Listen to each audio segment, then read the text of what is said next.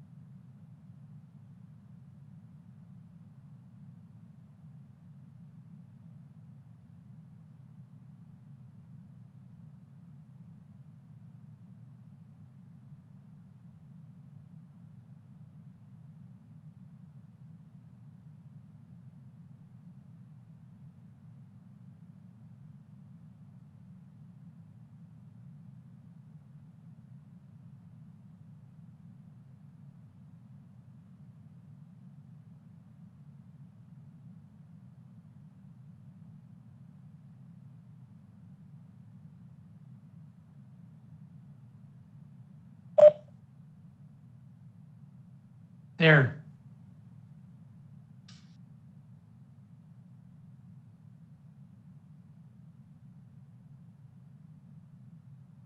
Hello.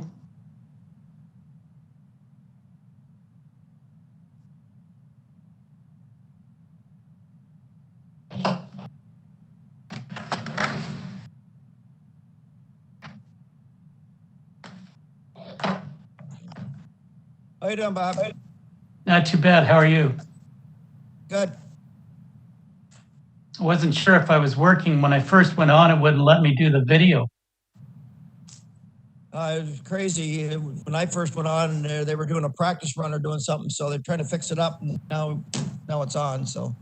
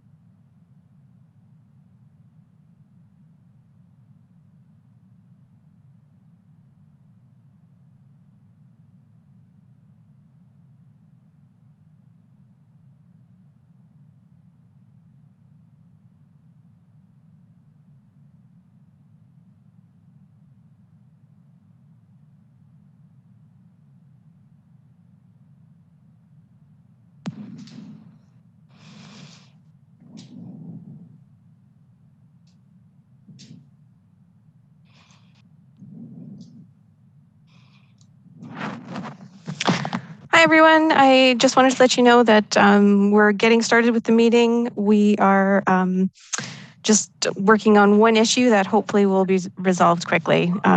So we should be good to go at 1:15, but or 1:20, I guess is our first one.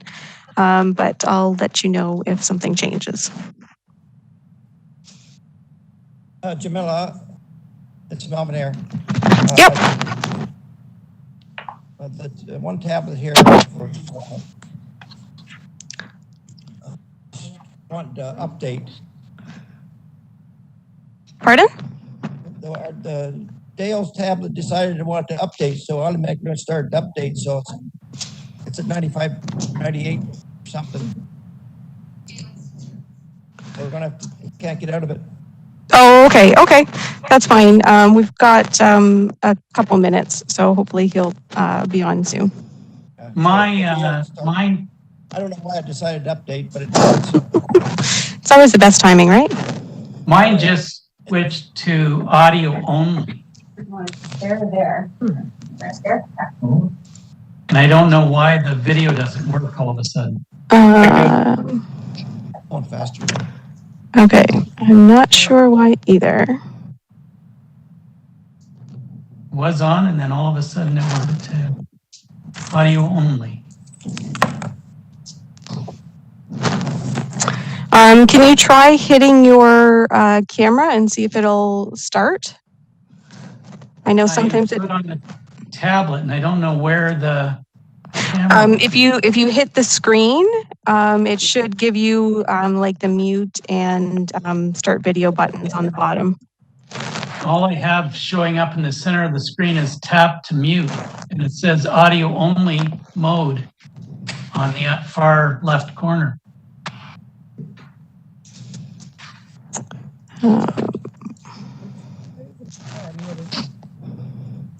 It's the same. Yeah. Bob, maybe sign out and come back in. I've done that before to do it. I tried that. Oh. It's technology, man, like.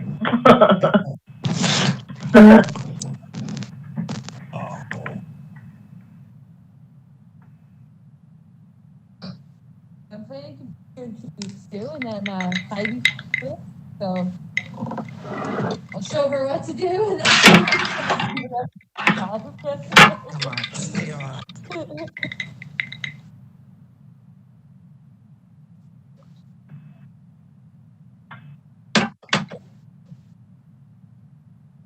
Hello, Mr. Gaddy. You want to buy this thing for a nickel? Settings.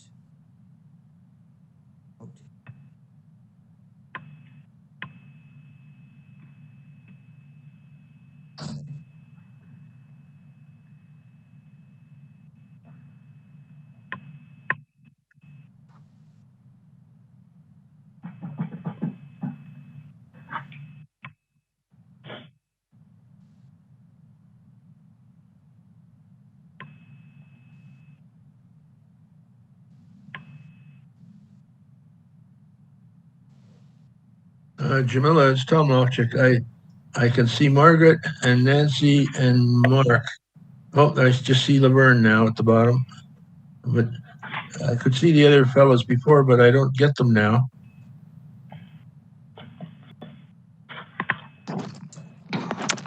Thomas, I think you have to switch your layout to grid mode if you want to be able to see everybody. Oh, up in the top corner there, I see layout. Okay. Ah, grid. Got it. I can hear you, Tom, but I can't see you.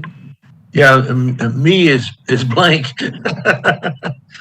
On my screen, there's a square with my name, and it says me, but no picture.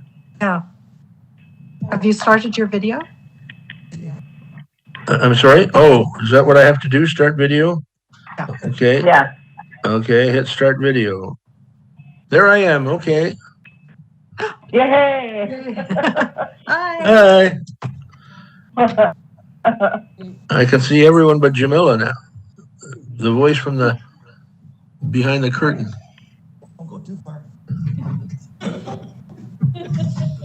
Staff is still dealing with some things, I think.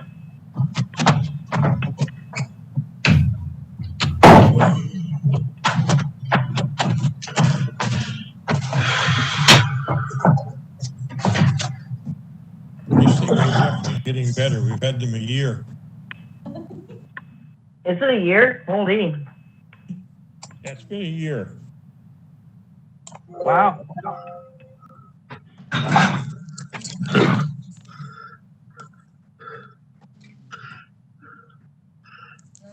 Yeah. Oh, good. There's C. Melvin. He was there before, but he's not here now. I'm back. I was just getting Dale's computer. There he is. Update. Oh, there you go. There he is.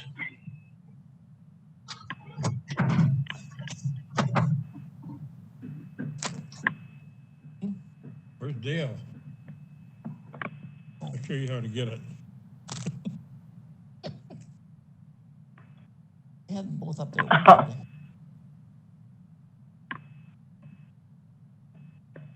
Melvin, you're in the dark. If I go like that, is that better? Then you know what to take. That's better? Is that better? Yeah. Oh, now you're gone. I just disappeared. Probably you touched that damn camera again. It keeps going off and on every once in a while.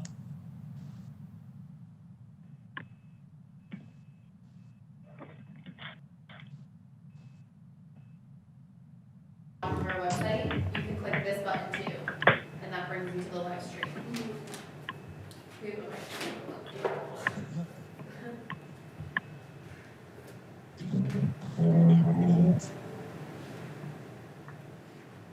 Can you send me the link that you sent out? No, okay. Did you send the email to Lisa? Yeah, okay. This was on at one time.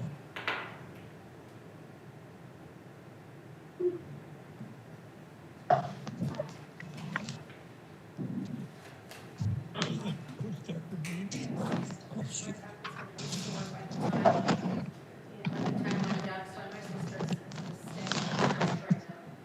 Okay, so let's see if we've got everybody. Oh, Dale's video was off, so he's trying to get it fixed. yeah, sorry, that was just one of my settings. So I'm. Just one of your settings that caused it. Blame me Yeah. then. All that Mel, I think you might have something blocking your microphone. It's a bit hard to hear you right now. That's what I thought. Is that better? Is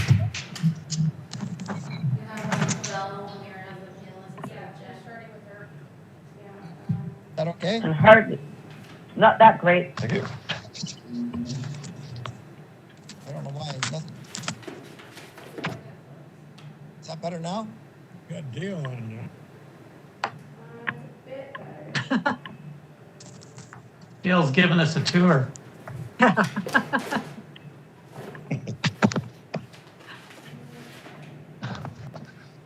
Hello? Hello? What, you can hear me? Yeah. You know. Hello, my name's not on here. Yeah, it is. Upside down.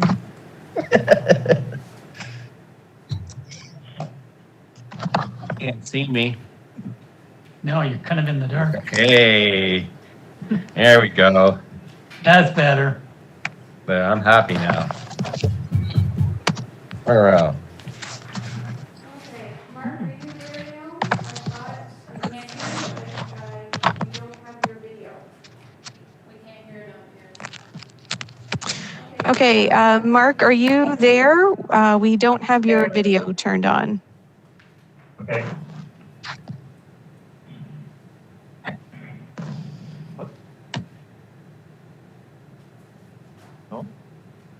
public one.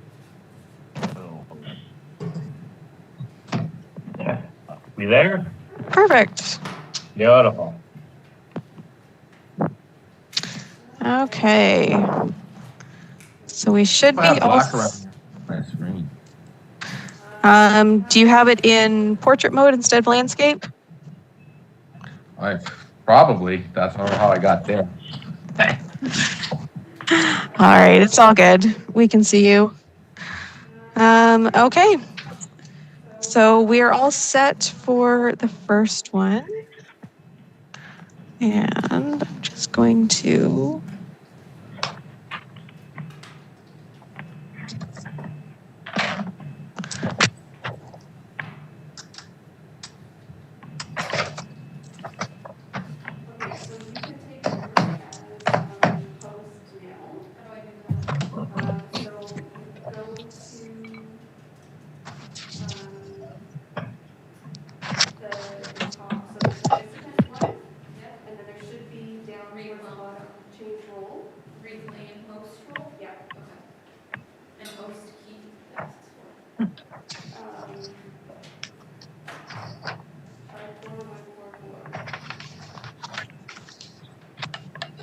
So what?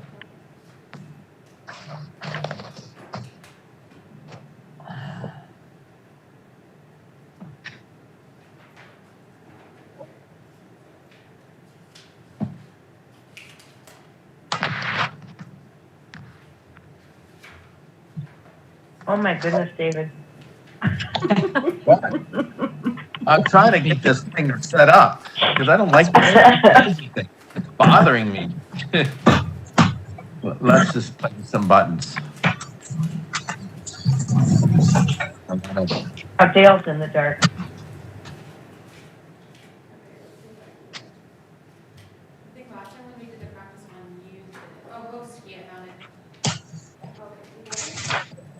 Bright coming this way. Yeah.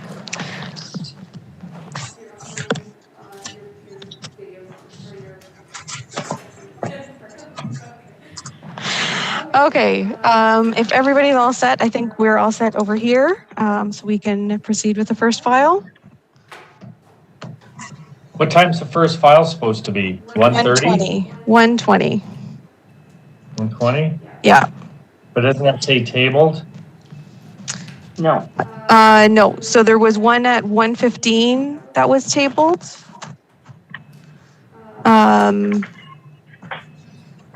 Oh, wait. No, yes, sorry. There's two that sound very similar to me. There's Eaglewood and then there's Maplewood. So we've got, the first one is 227 Maplewood Avenue.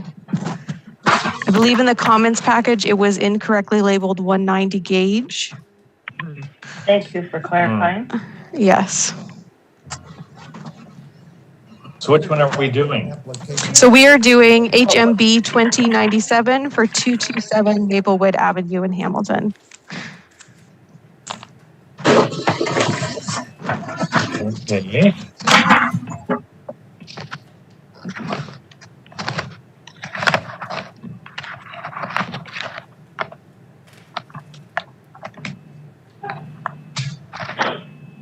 Okay, let's get started then.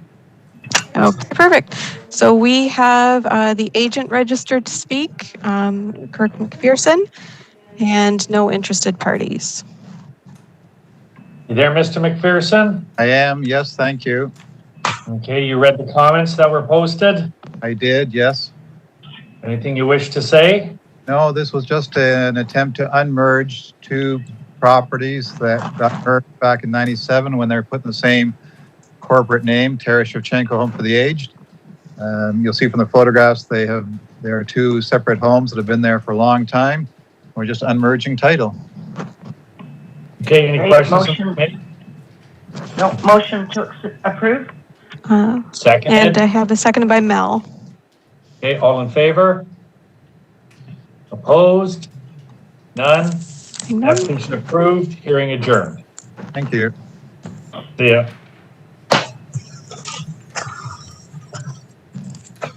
Mark, oh, there he is. We lost Mark's camera You again. lost me?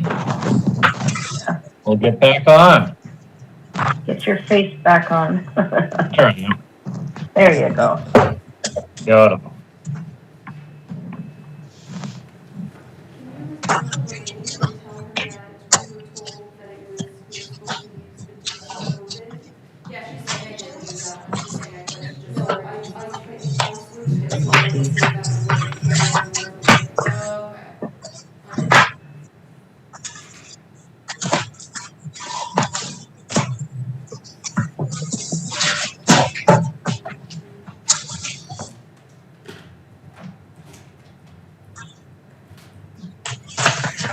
right. Making that noise. Oh, that noise? That's like there's somebody's banging cocks or pants there. Like, straight up. Like that's sad. That's Mark. It's Mark. Tell Mark to stop. He's tripping.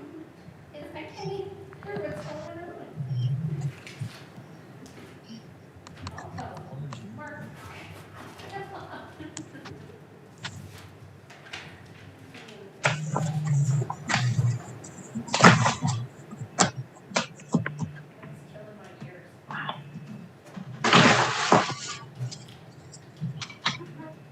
So were they able to fix it then, or it's just we just have to deal with it the way? I think we're just gonna have to deal with it the way it's streaming right now. That's fine. As long as it's up. It's up. It's just not up where it used to be. So they're gonna have to look a little harder for it. Huh?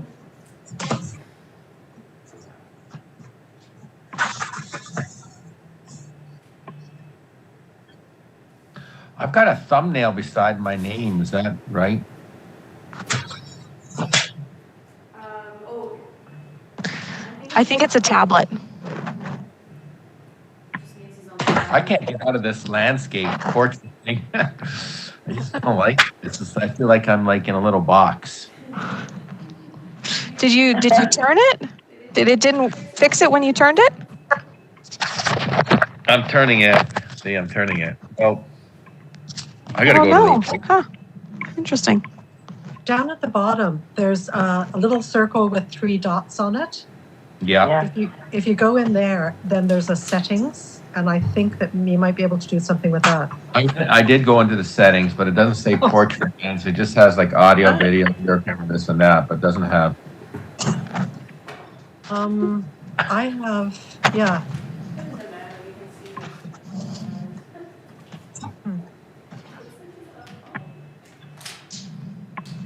David, you're fine if you stop moving. I know. I got it in my hand. It's easier to work with right now in my hand. Okay, it is 1:30, so we are all set for the next one. So we are hearing HMA 2277 for 120 McAnulty Boulevard in Hamilton, and we have the owners registered to speak. Okay, you guys there? Is Gary or Deb there?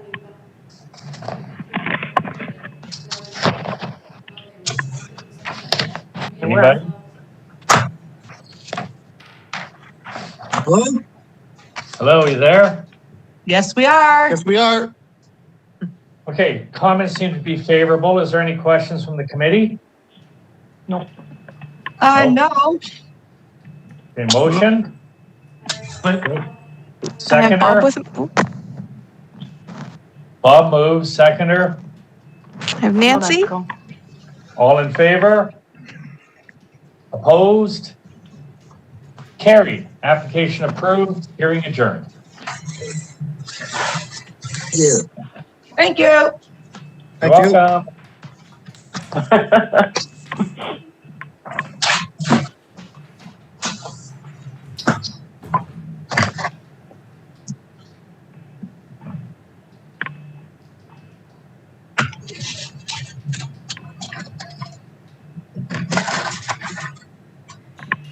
So you can't make phone numbers of analysts? You just have to unmute him, so I unmute them. Okay. Can you make David Sarwada?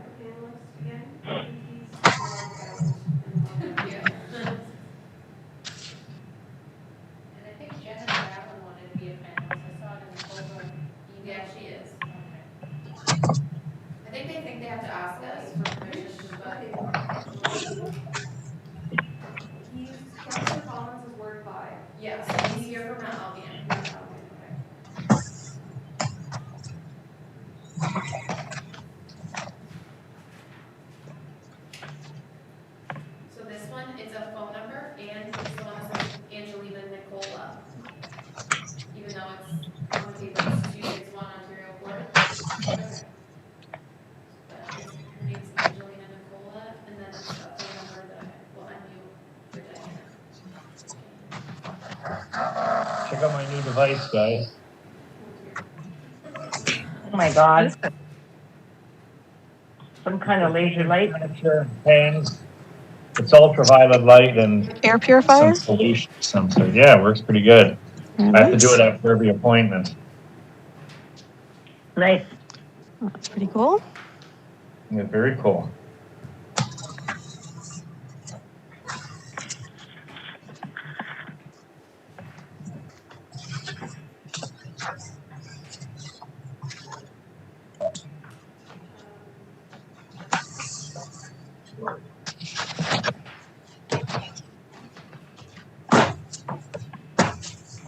Hey.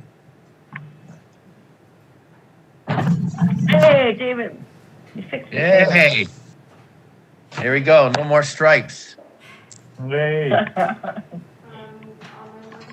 How did you do it?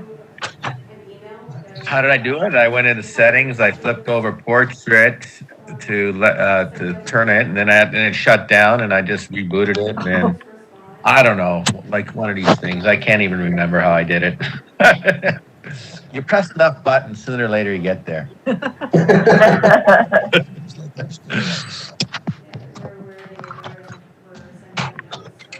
Anybody want to? There.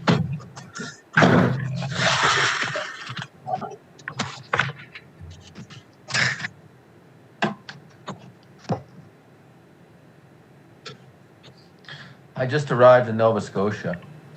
I was just going to say, what country are you in? Yeah, I'm in Nova Scotia. Beautiful. You know, we had a snowstorm on Wednesday, 15 centimeters of snow. And on Thursday, it was 12. And on Friday, it was 12. Talk about craziness. Just like from one extreme to the other. Just completely crazy. Where'd you fly out of, Halifax? Or did you drive? Yeah, I drove this time, but usually I fly Halifax. So. Okay. They're cutting back flights, aren't they? Not really. Oh, yeah, there's still everywhere else. Halifax still goes. They still cut back flights, but they still fly out 2-3 times a day, Air Canada and WestJet, though. And there's no rules here. Okay, go ahead. Sorry, we're all set for the next one. So we are hearing HMB 2101 and HMA 2102 for 646 and 652 Parkdale Avenue North. And we have the owner and the agent registered to speak. Okay, who's here to speak? Hi, I'm here. I'm the owner. Okay. Did you or the agent read the comments that were posted? There were quite a few of them. Yes, I've read them. Are you generally okay with what you read? Yeah, the only question I have is on that validation report. That number 1, do I need to provide a draft of the reference plan to the Secretary Treasurer before approval, before it's deposited? Or approval, I should say, before it's deposited, or no? No, so we only need a copy of the deposited reference plan. So provided it matches what was approved with the decision, then we would just need a copy of the deposited reference plan, so the CAD file and a PDF. Okay, in that case. Okay, any questions from the committee? No, move it. Okay, seconder. And Bob? Bob and Dale, all in favor? Opposed, none for both applications. Applications approved, hearings adjourned.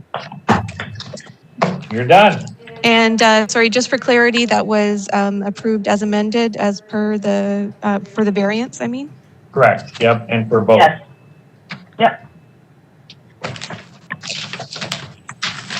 Perfect. Thank you.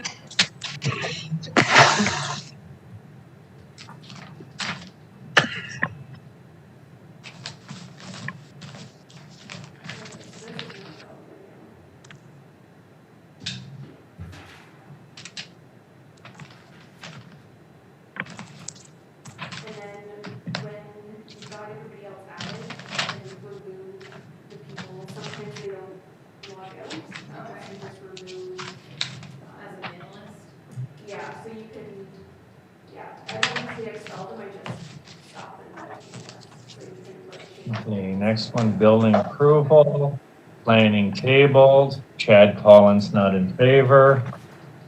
All over the map. Yeah, Oh, so this we one's- have,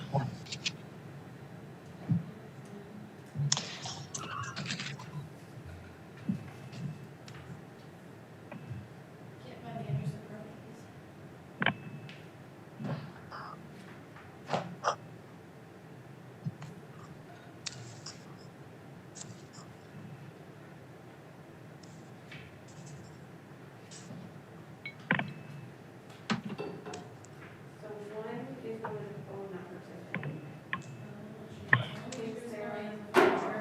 Pardon? She didn't tell me she was going as a phone number.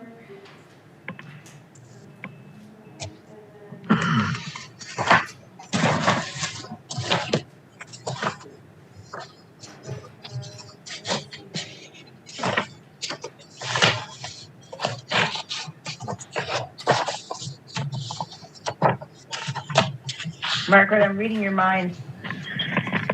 You're reading.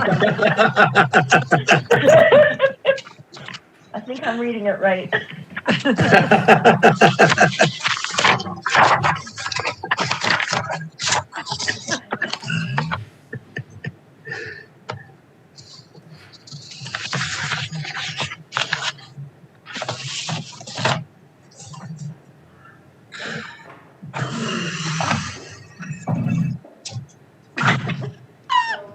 I will often mute Thomas Lofchuk, or just watch, or if he's talking, because he tends to be quite vocal and like Mark will move stuff, but he does quite a bit. Okay. I'm not speaking, right? Like, no.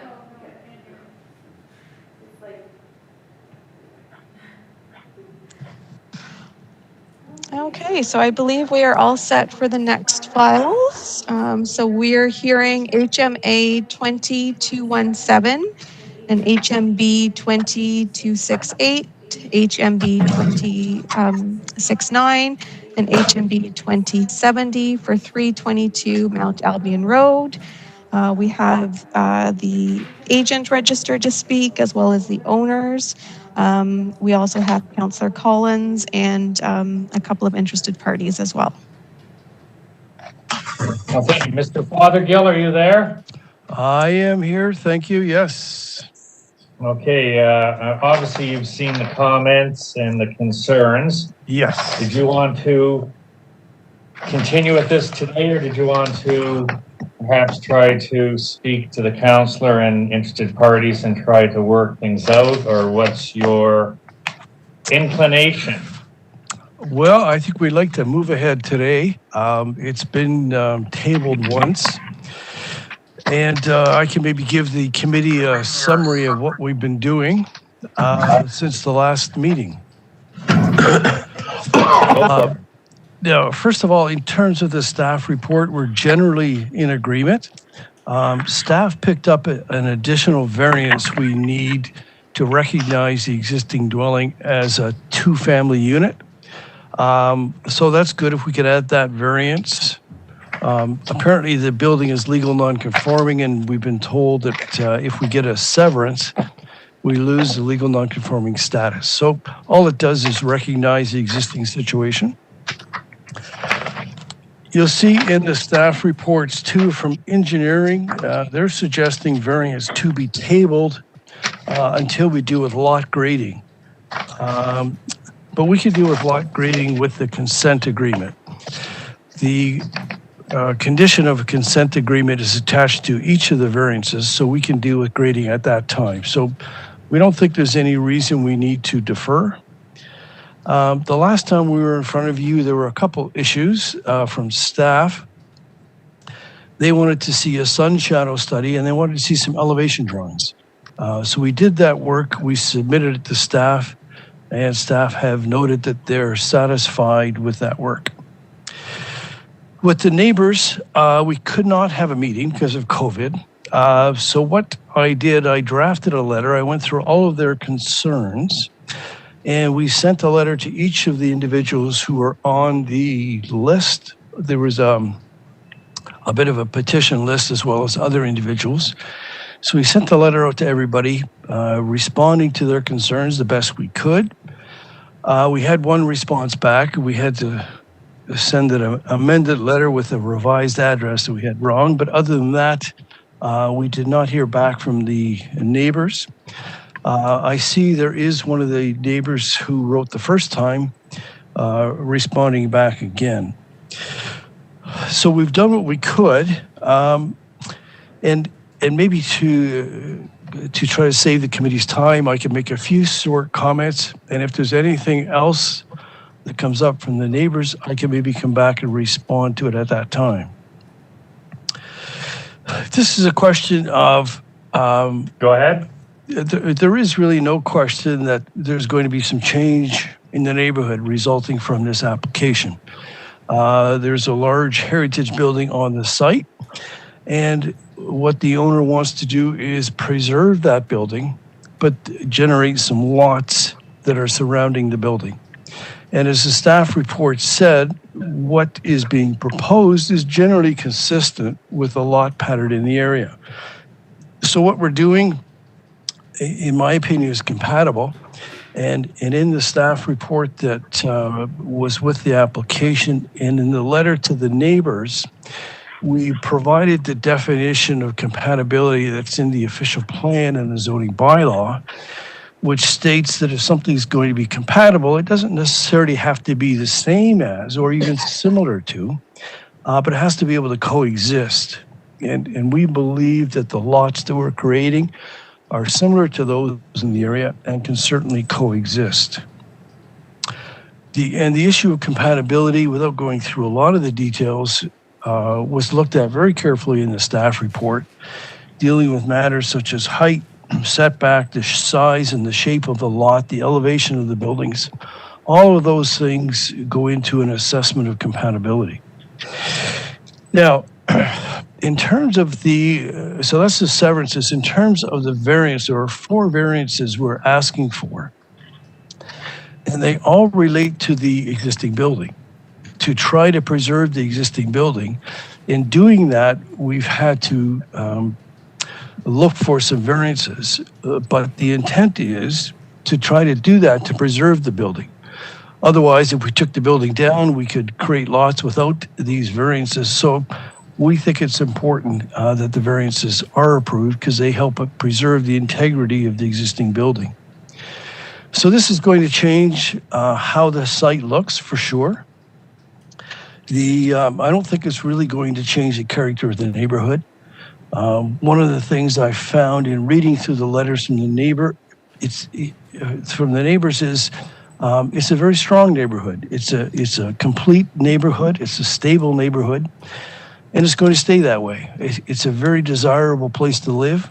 In my opinion, it will might change the look of the lot, but it's not in any way going to change the character or the strength of the neighborhood.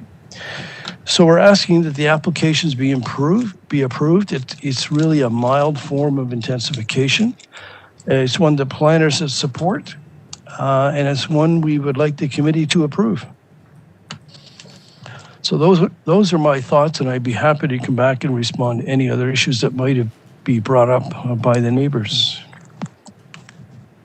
Okay, I'm going to ask for Councillor Call if he's on the grid to speak if he would like at this time. Thanks, Mr. Chairman. Can you hear me okay? You can. Can you hear me okay?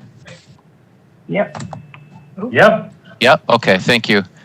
Well, thanks for giving me the opportunity to speak today. And I want to reinforce the concerns raised by Mount Albion and Glen Forest residents who you've received correspondence from. For the record, I've resided in the area for a good portion of my life, so I'm very familiar with the property in question, and I share the long list of concerns that residents have raised in their correspondence, including parking, traffic, over-intensification of the site, heritage-related matters, and there's I believe a number of other matters that they've raised as well, not just as part of the petition, but as some of the individual correspondence that you may have received and certainly that I have received to my office in terms of registered concerns. Most people visiting the area or driving past it are completely unaware of the generational farmhouse that's located on the site. As you'll know, Mr. Chairman, if you're looking at a Google map or if you have photos of the site, it's neatly tucked away from the street and it's surrounded by a number of very large mature trees in a shaded area slightly centered off of the middle of the lot. And from a heritage perspective, the farmhouse, as I understand my local history, was built by the Lottridge family in the late 1800s and subsequently purchased by the Peace family in the early 1900s, who farmed the property right up until the 1960s, when much of the land around it was sold to Kings Forest Golf Course and the developers who eventually built the homes on Glen Forest, Mount Albion, and elsewhere in the neighborhood. In 1990, I believe the owners of the property rezoned it from agricultural to the two-family designation it has today. And the current situation, by all accounts, and I've lived here for decades, and many of the people that you've heard from in their correspondence are some of the original owners and have lived there even longer. This current situation has worked well up until the submission of the application that you have before you. And I want to say at the outset that no one is opposed to change. People understand that there are changes, whether through minor variances or larger development applications for rezoning, that can change the way that a neighborhood looks and functions. And I know that today that you're dealing with requested variances and severances, and heritage matter is not necessarily an area of jurisdiction as it's not a registered property. However, I would raise heritage in the context of the desirability and compatibility that Mr. Fothergill mentioned, and whether it's appropriate to chop up a historic farm property, and whether or not the approval of the severances and the associate variances will enhance the neighborhood with additional lots on the property. I and the neighbors wonder about the existing mature trees and the vegetation on the property and what happens to the greenery in the event of approval and the eventual development. And it's feared that by many that those trees will likely be lost. And as everyone on your committee knows, minor variances are supposed to be small variations from the requirements of the zoning bylaw. And it's my firm position that the requested variance for the rear yard of the property, where the minimum zoning requirement is 7.5 meters, and the applicant is seeking relief to provide one, I believe it's 1.2, is not minor in nature and does not meet one of the 4 tests under the Planning Act. The neighbors and I are well aware of the large front yard. And to be clear, the zoning bylaw isn't written in a way where it provides exceptions or justifications for variances in instances where a property has a large front yard, as is the case with the property in question. The front of the property will not permit many of the uses we commonly see in the rear of a property, like storage sheds, pools, privacy fencing.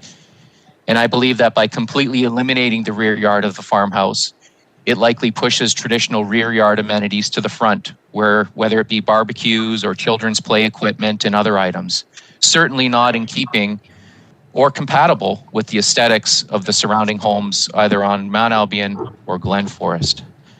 So in addition to my comments, you have a very healthy petition from the neighbors, Mr. Chairman and members, a list of concerns that have been forwarded to the committee highlighting the negative impact of the development. And I want to thank the many residents who've participated under very trying circumstances and the current conditions with the pandemic. It's not easy to organize under these conditions. I've dealt with planning applications in other parts of my ward, and it's very difficult to bring people together and to deal with items like we have in front of us here today.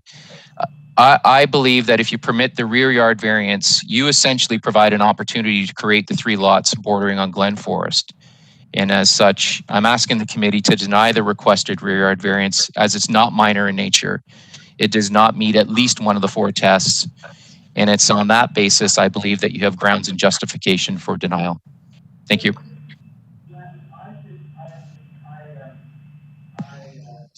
Thank you, Mr. Collins. Now, for any of the interested parties that may be here, we have quite detailed letters. You're certainly free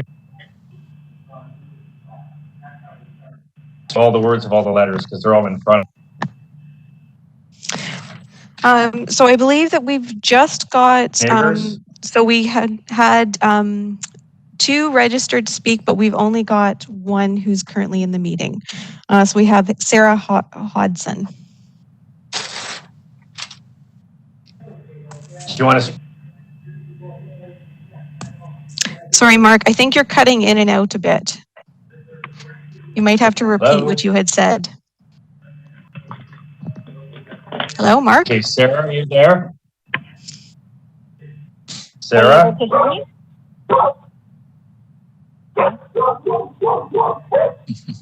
Hello? I hear a dog. Hello? You can hear my dog. Is that what you're saying? Yeah. Did you want to speak, Sarah? Yes, I do. I think the other person wanted to speak was my neighbor, but she's having trouble connecting. And that's Janet, and she's just come over because she couldn't able to connect. But anyways, yes, thank you. I just wanted to comment. I have written something that I wanted to say because this is very new for me. I live at 338, which is 2 houses down. And I just wanted to say that I had several issues with the proposed planning for the property of 322, the farmhouse. I feel there's been a lack of clear, transparent communication with regarding to the plan. I'm not sure of the authentic interest in the community as it's a push to squeeze the maximum houses into the property space. Seems like it's almost more for property or for profit. It would appear that their underlining objectives of the owners would be just for the profit, not so much the community and the feel of it. With the proposed plan on adding another house onto Mount Albion Road, which is referred to as part 2 in the diagram, it would take up the area that they're currently using for parking space. They would have to knock down the beautiful tall trees that I've seen since I was a little girl. And in the draft plan, they have added a proposal of 2 single driveways in front of the farmhouse because it is a 2-family dwelling. Now, I struggle to believe that there's only 2 families there because what we've observed since I don't know, like since they've moved in, more so since November when I've been kind of keeping track of the number of cars, is that there's anywhere from 3 cars to 11 cars parked for the house of the farmhouse. Mount Albion Road is only parking on one side of the road, and there's also a fire hydrant in front of the south side of the farmhouse. So therefore, if they built the part 2, where would the cars go for the farmhouse? And why are there so many cars parked there if it's only a 2-family dwelling? We have many concerns from the neighbors around myself. And this is an older community, so it's hard with the technology for the older people in this area to speak up. I feel overall, I feel with regards to the lack of transparency, I have spoken to the FD planning development document that was dated on December 16th with the neighbors. It had a lot of what I felt was incorrect information and misleading and misguiding and not necessarily addressing the true issues. They made reference to 338, which is my house, not 322.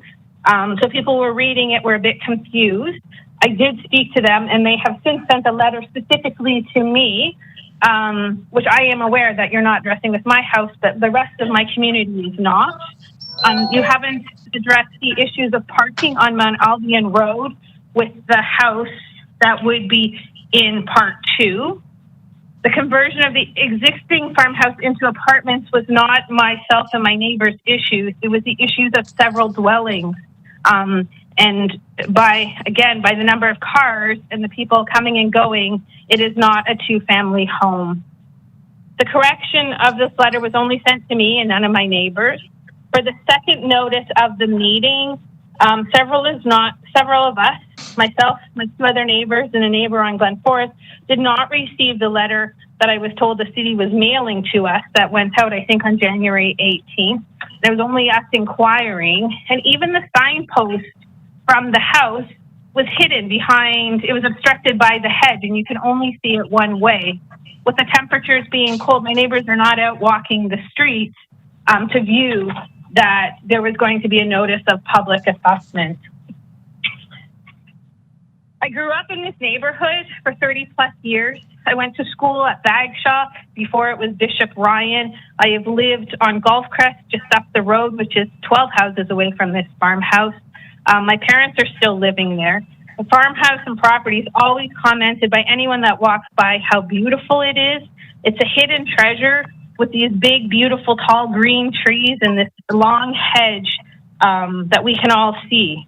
I hope that you will hear our concerns because in this difficult time with COVID, I'm one of the younger neighbors that's able to advocate, but I know there are more issues to be about. I have my neighbor, Janet, who was supposed to speak, but having computer problems, so I don't know if you would allow her to speak because she's here with me as we're masked. Hello. Okay, yes, she's definitely allowed to speak, but I just want to keep in mind that we have the letters from everybody. We're pretty clear as to what the concerns are, and the councilors expressed them. So she's welcome to speak, but we don't need to hear the same thing several times. But Okay. if you wish to speak, we need a name and address for the record. Well, I can simply confirm everything that Sarah has just said, and she said it very eloquently, and I think she covers most bases that everybody's concerned about. It's a terrible shame to be building these properties and tearing down these beautiful trees and that have probably been there for 100 years. I don't think they should be doing that, and I think that trying to squeeze 4 buildings into that limited space is ridiculous. And I don't think they're thinking about the surrounding area at all. So I'm not going to go over and over what's been said. It's just a big concern for everybody. And okay, ma'am, could I have your name and address for the record, please? Yeah, my name is Janet Cochran. And my address is 334 Mount Albion Road. I'm right next door. Perfect. Thank you very much. Okay. Okay, at this time, I'm going to ask if Mr. Fothergill would like to respond to any of the things he has heard from the councillor and the neighboring parties. Certainly. Very briefly, I'll just speak to a few items. There was mention of a second letter that went to the neighborhood, just correcting that address, and that did go out to the same people. There were 30-odd letters that went the first time, and we sent the same number of letters the second time. So neighbors should have received that. With respect to there's a lot of discussion about the heritage nature of the property, but it's important to remember the heritage issue where the heritage matter relates to the house and not the property. And that's an important difference. And that's one of the first things I looked at when I was brought onto the file. It's not the property itself that has the heritage interest. It is the building. And that's why such great effort was made by the owner, the proponent, to create the lots around the building. And again, in preserving the building, that generates the need for the variances. And the side yard setback or the rear yard setback of 1.2 as opposed to 7.5, the councillor Collins spoke of, I think was covered off quite well in the staff report. The reason for that, again, is to preserve the existing building and also to recognize that technically, while it's a rear yard, because of the severance applications, it really is going to continue to function as a side yard, which is normally 1.2. So every effort has been made to preserve the building. The lots that are going to be created are very similar to those throughout the neighborhood, so we're not introducing anything new that isn't already there. Trees are an issue, and that's why there is a condition that we need to have a tree plan as part of one of the conditions of approval, along with grading that has to be looked at. So these matters will be looked at and required as a condition of approval. And the owner is aware of that and is prepared to agree to and accept those conditions. Those are my submissions. Thank you very much. Okay, does the committee have any questions at this time? I have Thomas with a question.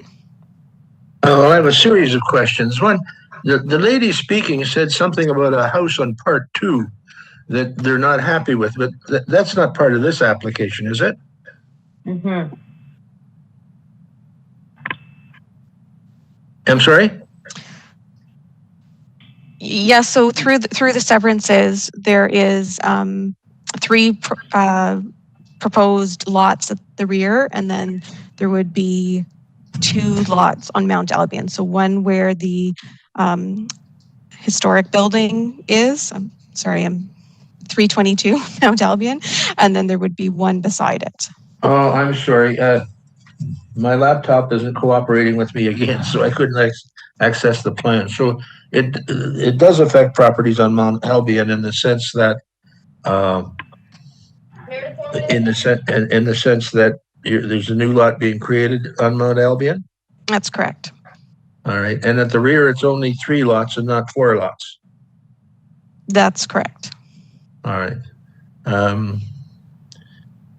Yes. All right. Thank you. Okay, continue. We have Nancy.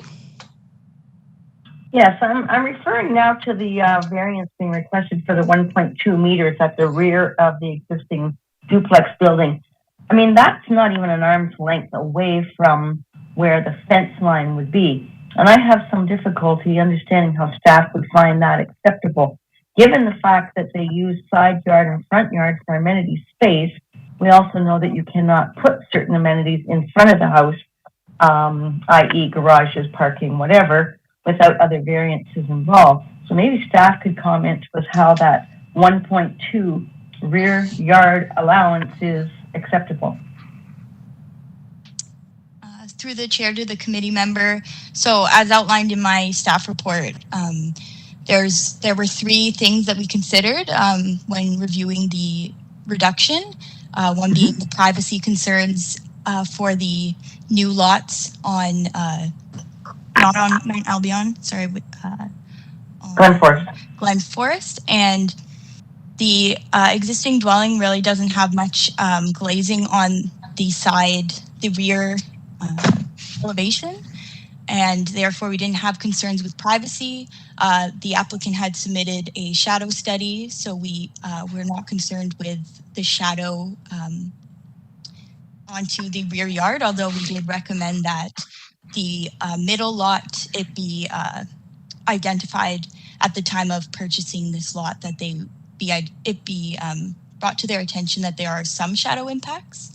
And in terms of the intent of the bylaw, it is to ensure that there is a sufficient space for amenity area, and we are satisfied that that can be provided in the side yard given the size of the lot, while also considering that that the ability to retain the existing heritage structure cannot be done without that variance. And so for those reasons, we were okay with the variance. I'm not prepared to support it on that particular variance, but I'll be interested to hear what others say. The other thing I did want to ask maybe to the secretary, there's comments made and reference made to a petition of some 25 names, and I did not see that in my package, and I just wondered if others did get a copy of that. So I believe that was submitted with the first package of comments. It was not submitted a second time, so it was not included with the new notice, or sorry, the new comments package. Okay, thank you. Okay, anyone else? I have Mr. Fothergill requesting to speak. Go ahead. Yes, okay. Just back on the 1.2, and I think the comments from staff were good. And if you look at the plan, what is going to happen is this 1.2 will function as really the side yard, and that's the standard side yard requirement. So what will happen is the current side yards of the existing building will become the functional rear yards, and they are at least 7.5 meters deep.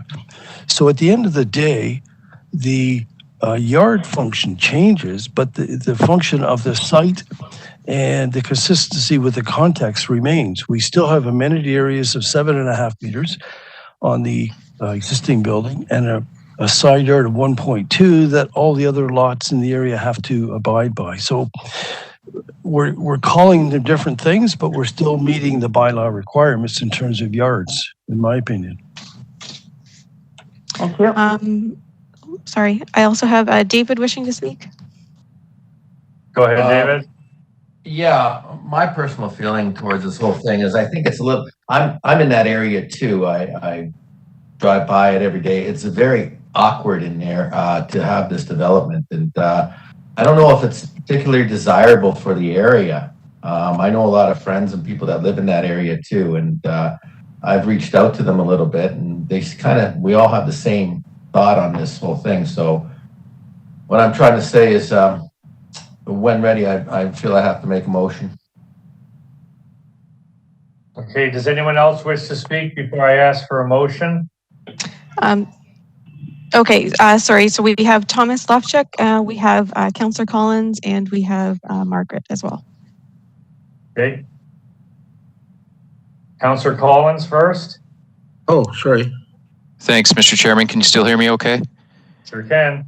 Thank you. I don't know how the rear yard and side yards become interchangeable on an application. We're oftentimes dealing with planning applications where we see these same types of variances.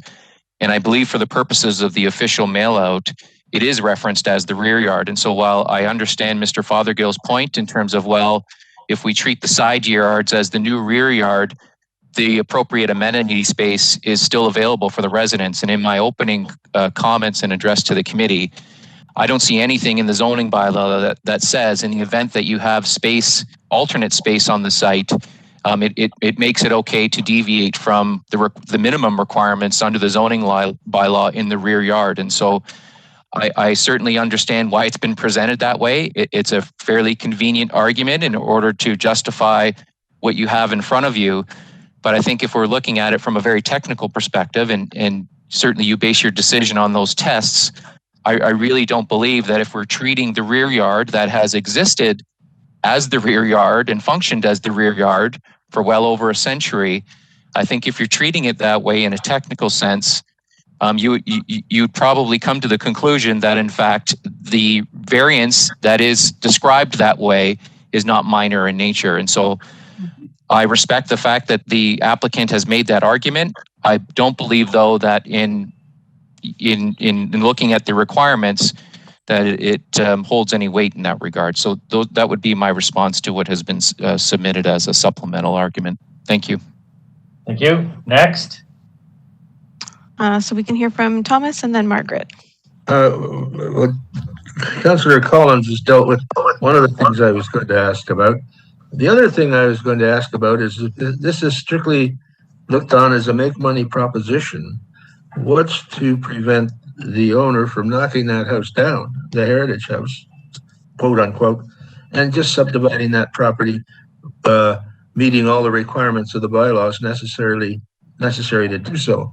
That's something we might consider if it's a problem.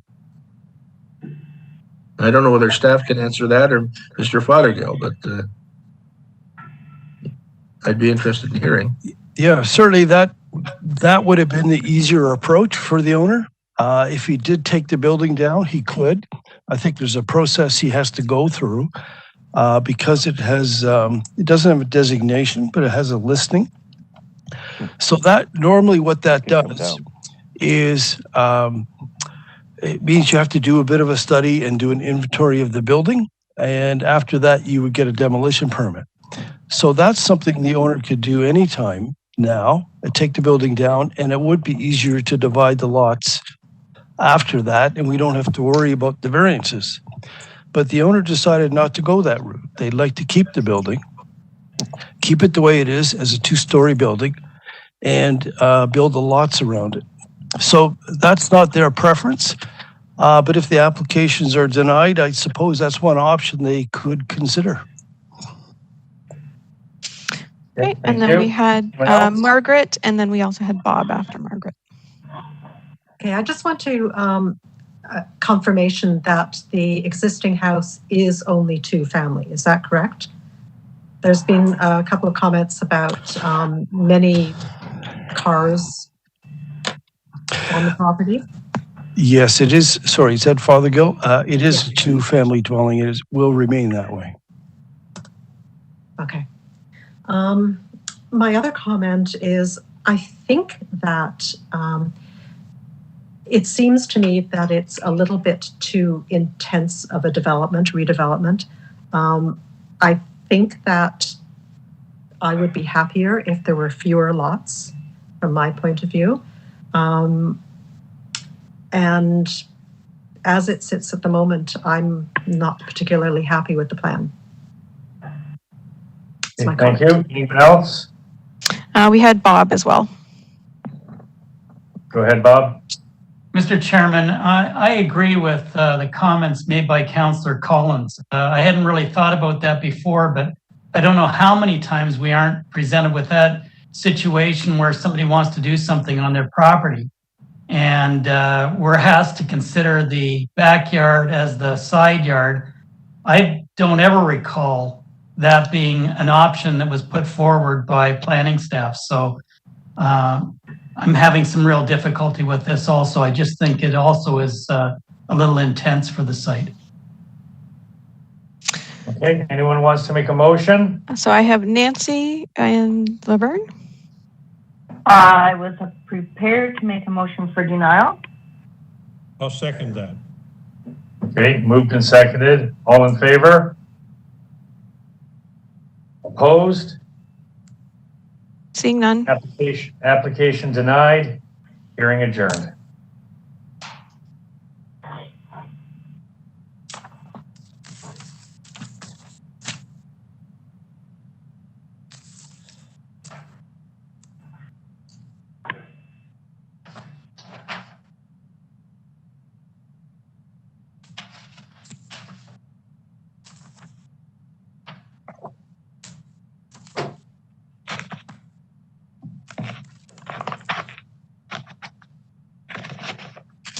And Mark, your video has turned off again. I'm not sure if you were aware of that. Yeah, hang on.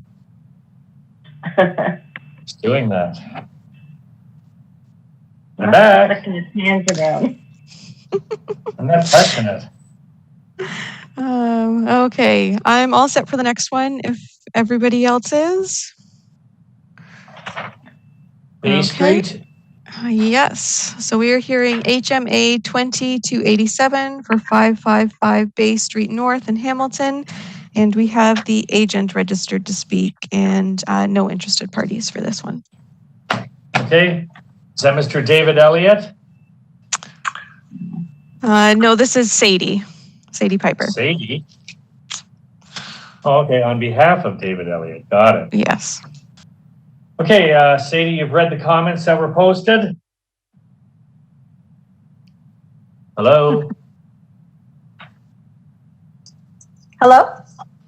You there, Sadie? Yes, can you hear me? Sorry. Okay, you read the comments that were posted? Yes, I did. You okay with what you read? Yes. Any questions from the committee? I'll move. Sorry, I have Mel with a motion to approve. Okay, is there a seconder? And I have Nancy seconding. Okay, all in favor? Opposed? None? Seeing none. Carried. Thank you. Application approved, hearing adjourned.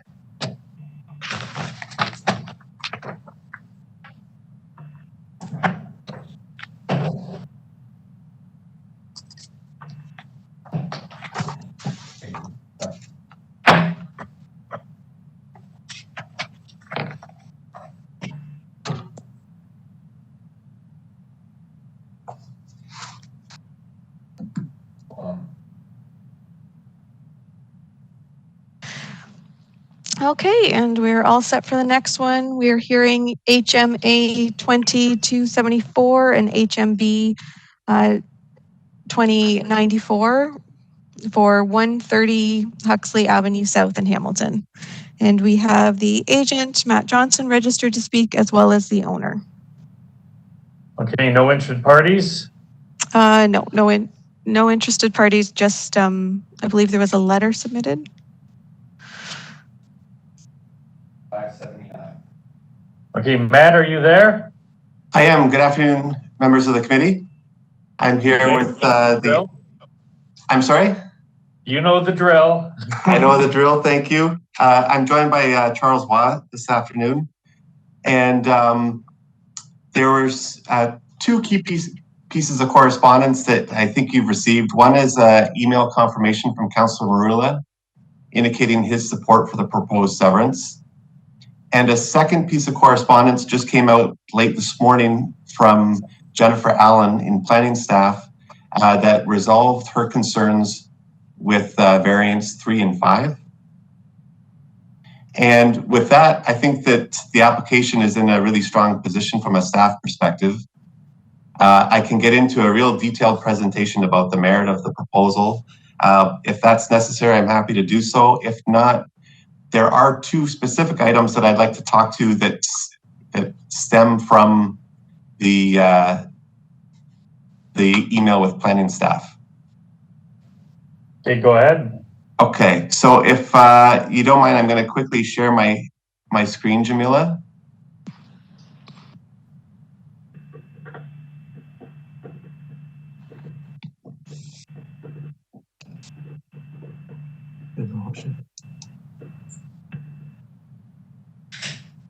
Okay, should be good. Great. Thank you.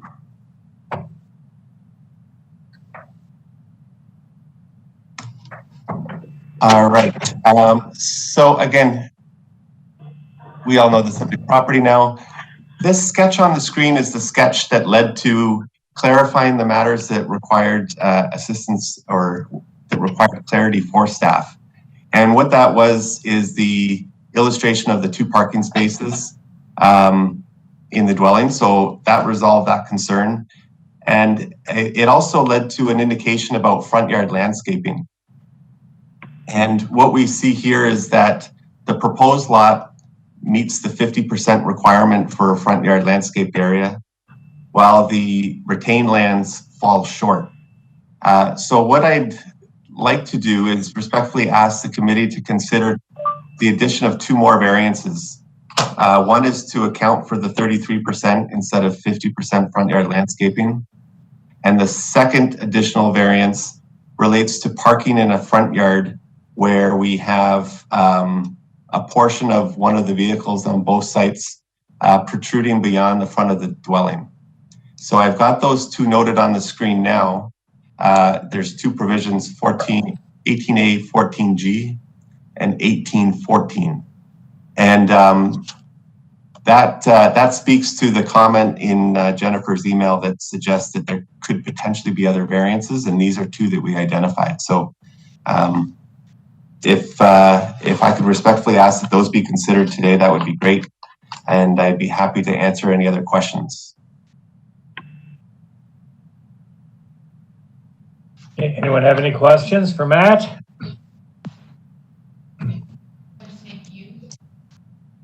Did staff want to say anything? Through the chair to the committee member, I don't have anything. I have a question. Sorry, go ahead, Jennifer. Sorry, just saying that I agree with what Matt Johnston is saying, and that that drawing has clarified staff's concerns with the identified variances from the public notice. Okay, thank you. Tom, you wanted to say something? Yeah, I have some comments. I can throw in my 2 cents worth. I grew up in that area. I lived in that area for about 20 years. It's an area that was built just shortly after the war in the 1950s, and they were relatively modest homes, usually 2 bedroom if they're 1 story, and then extra bedroom on the bedrooms on the 2nd story. But they were all built with driveways and garages in the back, relatively small front lawns. It was sort of the upper end of sort of blue collar housing. And what's happened over the years is that they've stopped being family homes, and they've become, seems to me, predominantly empty nester homes, because they're nice, they're small houses, compact lots, and 2 bedrooms, as I say, or maybe 3 or 4, and small lots to take care of. And if you look down the street, you drive down the street, they're all well maintained. There's no junk in any of these areas because they're proud homeowners. And not one of those houses has front lawn parking. And it just changes the character of the neighborhood once you start doing that. If you try to shoehorn in that extra lot, it really has a very dramatic change on the nature of the neighborhood.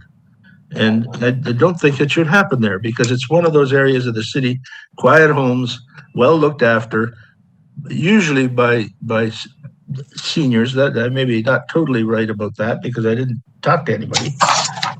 And it's just shouldn't happen, in my view.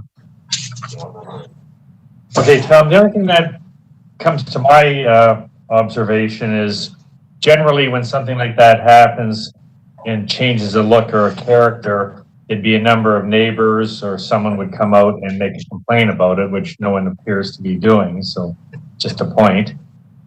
Well, you're right there, and I'm surprised. I lived one block over. I lived on Wexford, one block over, one block down, same houses. And when we moved there, we looked out the back, and there was nothing beyond Kenilworth Avenue. That's how long these houses have been there in that style. And then that might have been the city boundary. I don't know. But then later on, that became infill. It's basically one or two builders built all those houses. They're all the same. Some people might call them ticky-tacky, but they're not. they're well looked after, proud properties. And anyway, I guess I'm speaking up for those people that didn't. So we have Nancy with a comment. Yeah, just sorry, Thomas. I'm just going to add to your question or your I guess comments there. It has changed a bit down there. I will give you that much. I'm sure Mr. Dudzik can attest to that as well.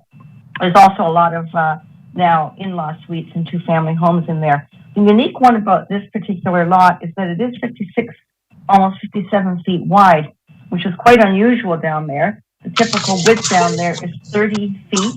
There is occasional 40-foot property, but rarely do you see something that is 57 feet wide.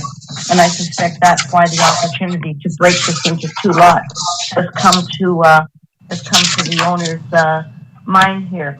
From what I see in the drawings, maybe Johnson can confirm. It looks like it's on the severed lot to have a garage either under or in front of the house, I'm assuming. Is that right, Matt? That's correct. There is one garage proposed on the proposed severed lands, and then the existing driveway would remain. If I could elaborate on that topic just a tad, I would take an opportunity to just remind the committee that staff feel that this is compatible from a land use perspective. That's right there in their report. In terms of the rhythm of the driveways, it's a good point Mr. Lofchuk raised, but it's not an exclusive character of the street. The parcels right beside us don't have that rear yard garage. There are those that do have it, but it's not in every scenario. So it's kind of characterized by a bit of variation there. And with that, I think we're still bringing forward something that's a nice, gentle piece of intensification. And since you elaborated, can I just finish my question? Go ahead. Back to thank you. Back to staff. Matt alluded to the fact that changes were made this morning to 3 and 5. And are you confirming that stuff's all cool now? Through the chair to the committee members. So I just want to clarify that the parking was not included on the drawings that we reviewed originally. And so that wouldn't have been reviewed by building. And so I just want to reiterate that. Staff is okay with the variances that have been requested based on the additional information provided. We were concerned with, I didn't want to comment on the variances for no maneuvering space, having not seen any parking spaces on the site plan. And I, without seeing where the parking and landscaped area was going to be on the site, I didn't want to comment on the lot area being appropriate. So. Thank you. Okay, so we had, Thank you. I think Dale wishes to speak. Yes, okay. So we have Bob, we had Dale, we had Thomas, and we had Shannon McGee for staff as well. So. Okay, Dale, go ahead. Okay, so the one comment, we've added 2 new variances, and the one being the landscaping from 50% down to 33%. Do we have to recirculate with that or not? And the other question, I'm still, this is, as Nancy said, it's an oversized lot, and I'm still trying to get through my head whether I can agree with the splitting of this or not. I mean, right across the road is 129. It's a wide, you know, you've got this wedge lot there as well, wide at the front, narrow at the back. This one is the opposite. It's narrow at the front and wide at the back. So I guess really right now my question is, do we have to recirculate because of the 2 new variances?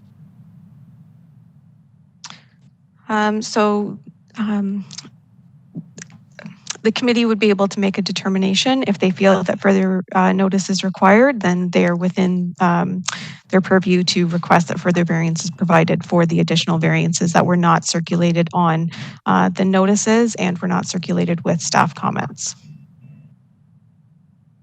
Okay, staff wanted to speak as well. Through the chair, Shannon McKay, I'm the senior project manager for the urban team, and I just wanted to reiterate that those additional variances were not included in the public notice, and so they haven't been, the neighbors haven't been notified of those additional parking variances. Thank you. Nothing else? And we had Bob and then Thomas. So as I look at the survey sketch here, if like 130 and 134, there's quite a difference in the size of lots. And if you were to take space off of 134 at the front and add some space at the back, you could actually make a lot there that would actually mirror the rest of the lots on the street. I guess my difficulty here is I don't think that that's really all that responsible to do. So I am somewhat sympathetic to what the applicant is putting forward here. I don't see that as something that could take place someplace else. I don't see where you could do that on 129 and 131 unless you were to really reorganize both of those properties. So in this particular case, I may be sympathetic to it. It's just I'm not totally 100% sure why you would have to give up the front landscape area on 130 in order to make this happen. Okay, and then we also had Thomas wishing to speak. Go ahead, Tom. I'd just like to clarify one thing with staff, and that is, are staff supporting this application now? Through the chair to the committee member, I don't have any concerns with how it is proposed. I just want to reiterate that the public has not seen where the parking was located, and so whether or not that is an issue to go forward. All right. Given your comments, Mark, about neighbors not complaining, I would be prepared to propose a motion that the matter be recirculated. Okay. Anyone want to make any further comments, and I can ask for a motion? And sorry, just to clarify, is that a motion that both the severance and the variance be recirculated, or just the severances? Oh, no. Or sorry, just the variances, sorry. No, I think the whole package should go out again. Okay, so you've made a motion that the item be tabled and recirculated with the amended information provided. Yes. Is there a seconder for that motion? I'll second it. We have Dale. Okay, all in favor?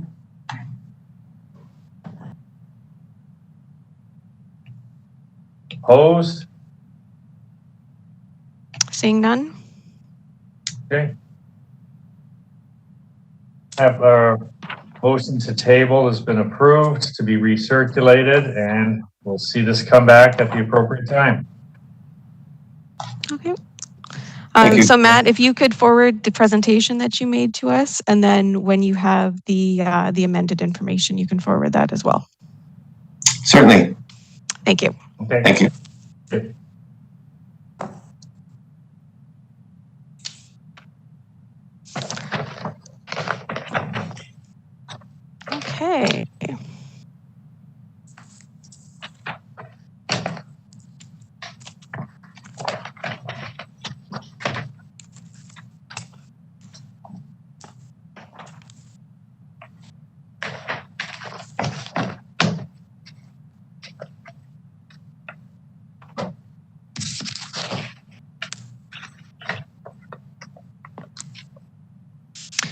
Okay, and we're all set for the next one. So we are hearing ANA 2286 for 1040 Garner Road West in Ancaster.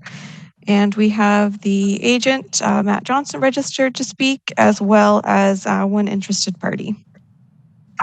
And I believe it's a letter from Councillor Ferguson on this one. Yes, there was a letter, an email from Councillor Ferguson. That's correct. Okay. Matt, do you wish to speak? Certainly. I'm at the will of the committee. If they'd like to hear from the interested party first, that may give me an opportunity to address any specific comments. Or if they'd like to hear my spiel, I'm easy in any event. Okay, let's hear the interested parties. Is it a sir or a madam that's here? It is sir, I believe. It is Marco Giurissi. Oh. Okay. Marco, if you wish to speak, we need your proper name and address for the record, and you're free to make your comments. It's Marco Jurisic, so I'm just the owner, so I decided to come on. Okay, so you're not a neighbor complaining then? No, there's nobody complaining. This is an easy one. Okay, because usually as an interested party, it's a complainer. Matt, what do you want to say? Well, yes, thank you. Back at it again. Marco, how are you? As you all know, we do have an email letter of support for this application from Councillor Ferguson. There's a lot of chatter about some confusion in terms of land use permissions in the staff report. And all of those dates and whatnot are true. There was a little bit of confusion. It's certainly been clarified. But there is a distinction here that I'd like to just quickly walk the committee through. Jamila, if I could share the screen one more time, that would be appreciated. This is an application that has site plan approval. And I'll show you that slide. There we go. So we're here on the south side of Garner Road, just west of Shaver. You can see Osprey Drive is to be extended, and this is really the southeast half of the Ancaster Business Park that is now coming on stream. The lands are designated employment. They're zoned M3, and as I mentioned, we've got site plan approval for this this project that's now under construction. So in terms of the site layout, everything is fixed about this. We've got our landscape strips, we've got our functional servicing in order, and the site is being developed with this layout, regardless of any other amendments to land use permissions. What you do see in the staff report is what led to this confusion is this M3 zone that in some instances does permit restaurants as an accessory use intended to serve the business parks and surrounding areas. The report speaks specifically to two areas, one the north side of Highway 5 in Waterdown, west of Highway 6. I've got those lands highlighted here, so those are all zoned M3, where restaurants are permitted as an accessory use. We've got Big Box Power to the east. I'd suggest that that's quite similar to the layout that I just showed you here, where we've got the big box to the north, and we've got the emerging industrial park directly beside us, and the established Ancaster Business Park just out of the picture.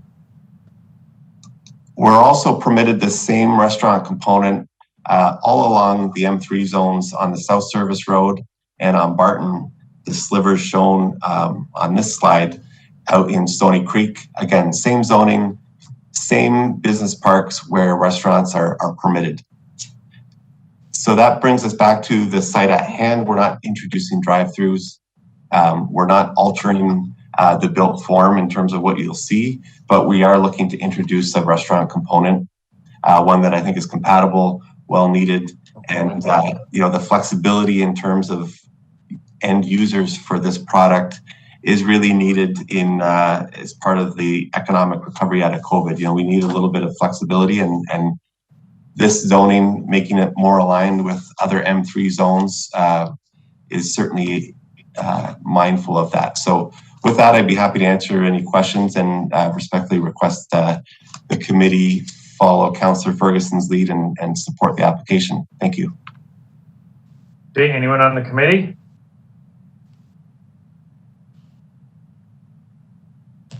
Motion, anyone? No? I have a comment, if I may. Sorry, I've got a couple of hands. I just wasn't able to see them. Thanks. Okay. Okay, so we've got Margaret. Yes,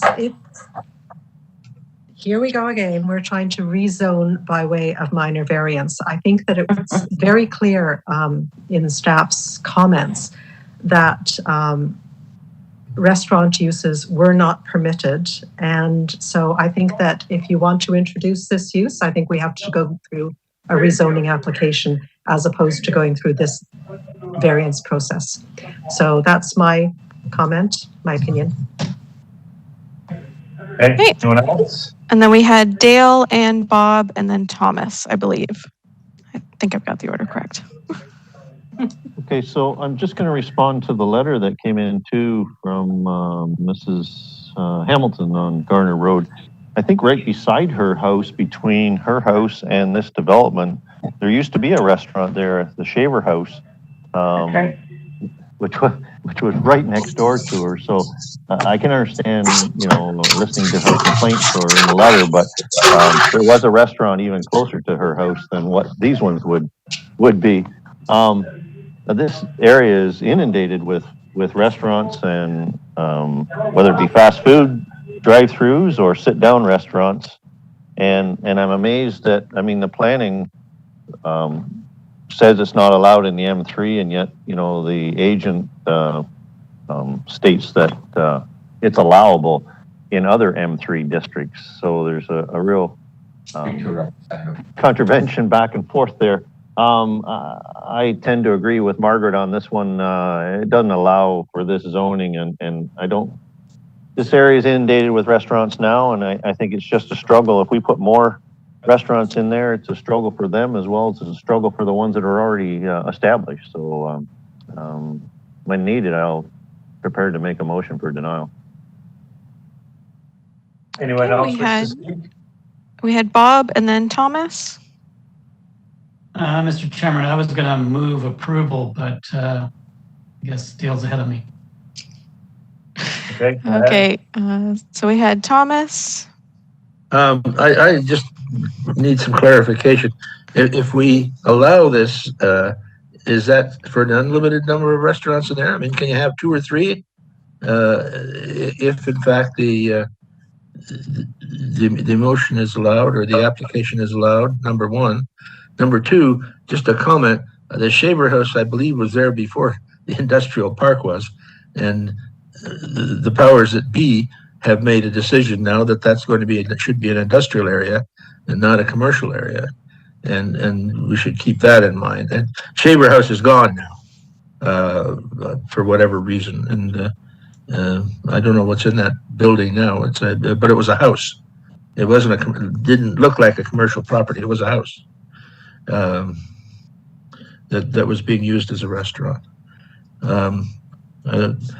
Perhaps we can get an answer as to the the effect of approving the application, if that's what we're considering doing, as to what number of restaurants can go in there. To assist with that question, you'll see in the staff report some of the other M3 districts where this is permitted have no GFA cap, while others do. In this instance, like I said, the site plan configuration is set. The gross floor area of that plan is established. There is no opportunity to introduce drive-throughs or further additional GFA. So for that reason, because we've got everything within a self-contained building, we've got no outdoor garbage enclosures. We've got everything self-contained without the ability to introduce drive-throughs. I'd suggest that we don't quite need a GFA cap, but and that would be aligned with some of those other M3 districts that have no cap.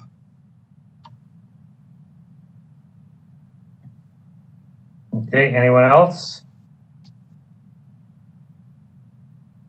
We have the owner who wishes to speak. Go ahead. Jamila, I just want to bring up a couple of things from the owner's side. So this started with us receiving a zoning approval from the city. And if I could share my screen, I'll show that. These were sold as condominiums. And we sold 5 units. So I'll share momentarily. Is this it? Yep. So can you see my screen? Yep. So you can see it's the Garner Road West site and the proposed uses. And they have the use of restaurant is permitted within the current zone. Okay. This was told to us through a zoning verification by the city. Based on this information, we went to pre-sales while we were going through the SBA process. And we sold, and I can tell you, a total of 14,000 square feet of restaurant use against the 60,000 plus square foot total buildings. So now, if we're declined, whose fault is it? And how do we go back to these purchasers and tell them that the city made a mistake and you can't have a restaurant here? They're going to sue us. This is like a problem. So I just wanted to bring that up so everybody understands the full picture. Thank you. Marco, are you comfortable to give some additional security with a gross floor area in response to Mr. Loftuk's question? And can you clarify that a little further, Matt, or Mr. Loftuk? Just in terms of the 14,000 square feet, in order to give some certainty in response to some of these concerns about the extent of restaurants, are we able to quantify that? And yes. So my answer is yes. We could show you the current units that were sold for a restaurant. We would clearly identify where they're located and their square footage, and we could cap that and post securities if you'd like. But my question was that was one restaurant or more? It's sounding like you're talking in the plural now. More than one restaurant? There's 5 total. So one is the Egg and I, but they're smaller. Like one is just like a little shawarma shop. You come in, grab a sandwich. They're not really sit down. So I could go through the entire list. One's Thai Express. It's takeout only. So it's different things. So that represents just over 20% of the total floor area. And 1% of the traffic.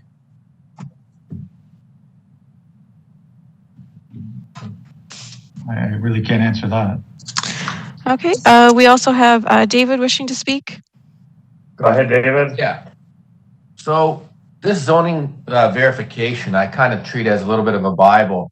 I've had all kinds of instances in the past where I've told people have not gotten the zoning verification, done what they got, and then things go messy. Finally, there's people starting to realize getting the zoning verification. And to me, that zoning verification, once it says restaurant use, then it's used. Now, how much is it going to be used? Whether it's 5 or 1, actually, I'm quite opposite. I think it's healthy for competition when you have more than one restaurant. I think it invites others and makes places more viable. I think the only question is just to stop them from, selling more, and I'd make a motion for approval of capping it off at 15,000 square feet, something like that, and move on, because we're going to go back and forth for the next hour. How many restaurants, this, that, and everything like that. I think that zoning verification says it all, and I'm going to support that verification and capping it at 15,000 square feet. So when ready, I'd like to make a motion for that.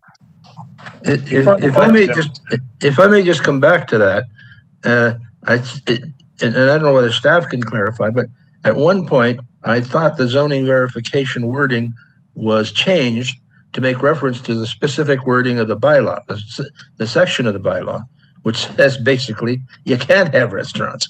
Somebody just didn't read it.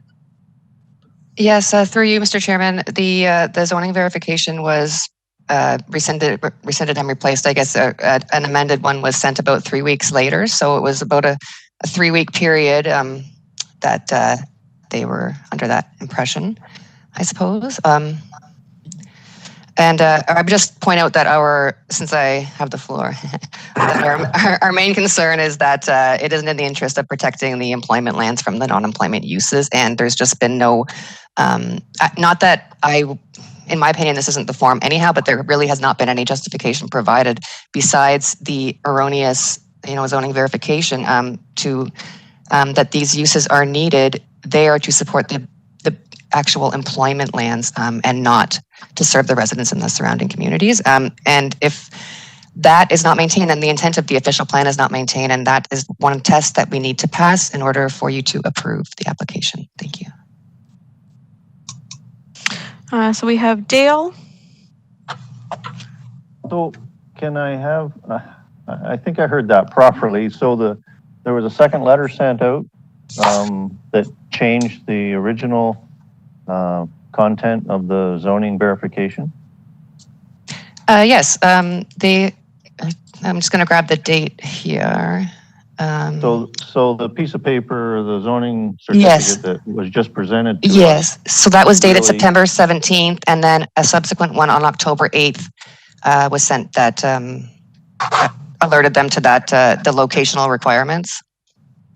So then they had notification in October that restaurants weren't allowed. Yeah, if I may, in fairness, that data, for want of a better term, did still say restaurants are permitted, but then it referred to the section of the bylaw which put a very heavy limit on that permittedness, if that's the word. So that on the face of it, it did say restaurants are permitted, but you had to go to the section of the bylaw to see what in fact was permitted, and that's not what they want to put in here. That's correct. Yes, through you, Mr. Chairman. Okay, so we have a lot of going back and forth, this and that. There doesn't seem to be, other than for wording, any major pushback on this. The councillor's in favor of it. I think it's just a matter of, process is process, and obviously you have to in some way conform with process, but we have before, especially in these weird circumstances, have approved things in this situation. So I'll leave it to the committee, but that's my opinion. Well, just if I may just comment on that, we're still talking about zoning by variance as opposed to zoning by zoning bylaw. Yeah. If I could have a moment, we've heard we are in a position to welcome and accept a cap at 15,000 square feet. That converts to essentially 1,400 square meter cap that we would welcome as an addition and inclusion to the motion that was put forward.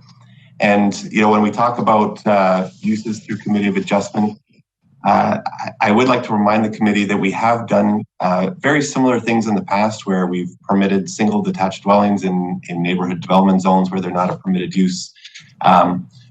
We have been creative when the time warrants, and I think with with this one, this is in line with Councillor Ferguson's thinking. This is one of those scenarios where an exception is warranted. Thank you. I have David. Yeah, I don't know how the city screwed up and sent in the wrong one in the first place, but you pay for that kind of information. And, you know, I think, you know, I'm just going to make a motion for approval with a cap of 15,000 square feet. You know, I don't understand the whole for employees, for the other people, and for that. Food is food, and however it's serviced, I don't think there should be discrimination among families or employees living out there who can go there, what I've heard. So anyways, I'm making a motion for approval on a cap of 15,000 square feet. Okay, sorry. And just to clarify, Matt, the conversion to metric was 1,400 square meters? Correct. Okay, is it okay if that's your motion, David, in metric? The zoning bylaw is written in metric. Oh, great. Okay, so that is a motion for approval with a condition that the gross floor area for restaurants is limited to 1,400 square meters. And I believe it was seconded by Bob, is that correct? Point of order, Mr. Chairman, Dale Smith here. I said originally that I was prepared to make a motion for denial when you needed a motion. So I believe my motion should stand first. Okay, no problem. Okay, I believe you want to proceed and let I respect that. I respect that. Go ahead. Okay, so we have a motion by Dale to deny the variances as presented.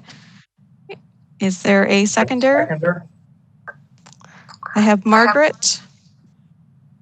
Okay, all in favor of a motion for deny?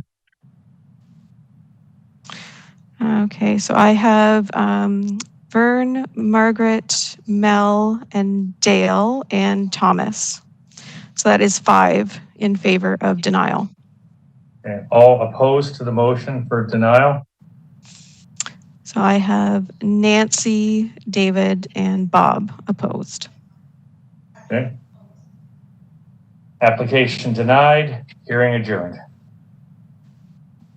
Okay, thank you for your time.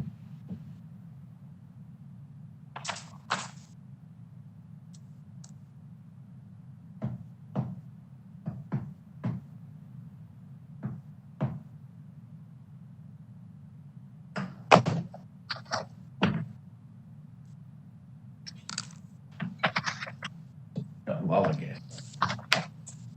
Thank you, Dale. Sorry I missed that. No problem. Sorry, Dale. I know you. Sorry, Dale. I knew you mentioned that, but then things got carried away, and I forgot about that too. So. No problem. Sometimes we were just trying to speed up the process. I didn't think it'd ever come back.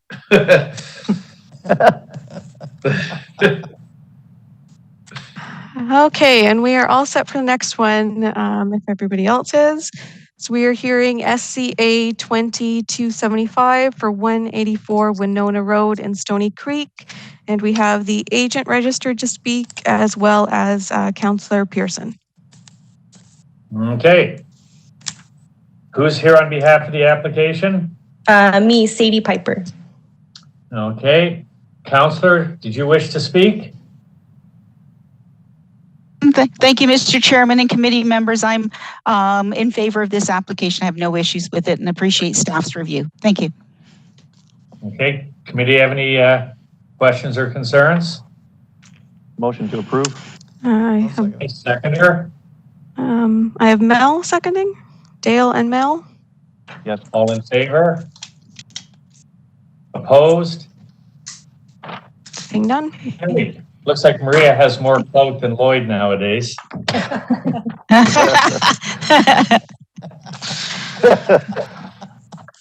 Okay. Just doing my homework, sir. Application approved, hearing adjourned.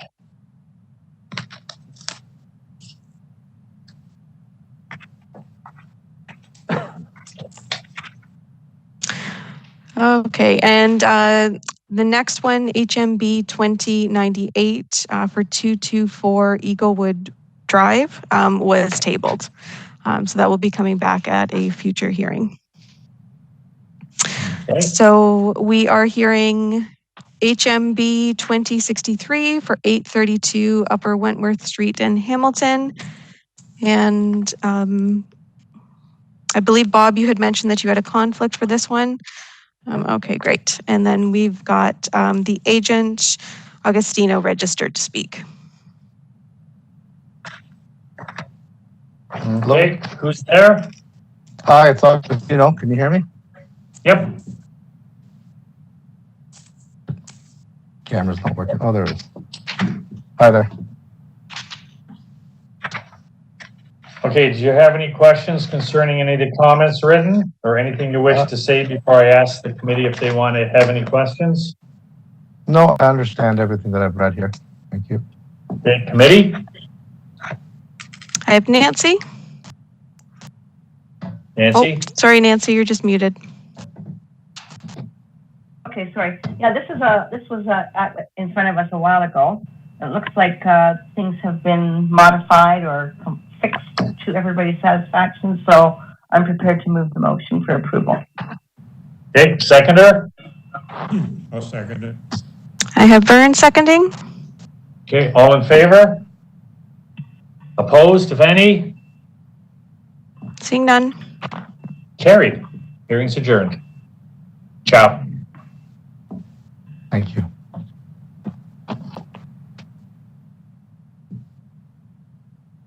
Thank you very much. Yep. Bye-bye.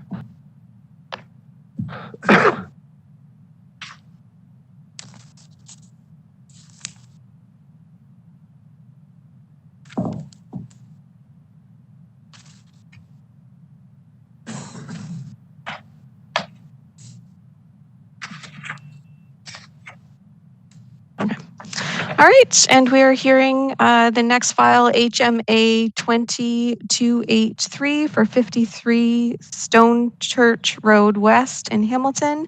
And we have the agent, Diana Morris, registered to speak, as well as an interested party. Okay. Could I ask for the name and address of the interested party if you wish to speak? Good afternoon. My name is Miriam Hampton, and I have Pam Hannon on the phone as well. And we are residents of 41 Stone Road West. Sorry, we weren't able to hear you. Are you able to speak into your microphone and repeat what you said? Is this? Hello? Hello? Hello. Is this? Can everyone hear me? Yeah. Yeah. Your microphone. Name and address, ma'am. Okay. Hanhan, and I have Abraham Hanhan also with me. Yeah, sorry, we can't hear you. Okay. What would you like me to do? Call in? Nope. Now you sound good. Yeah, so I think you might be moving your phone or the device that you're using when you're speaking. My apologies. Is this okay? Yeah, that's great. Thanks. Okay, sorry about that.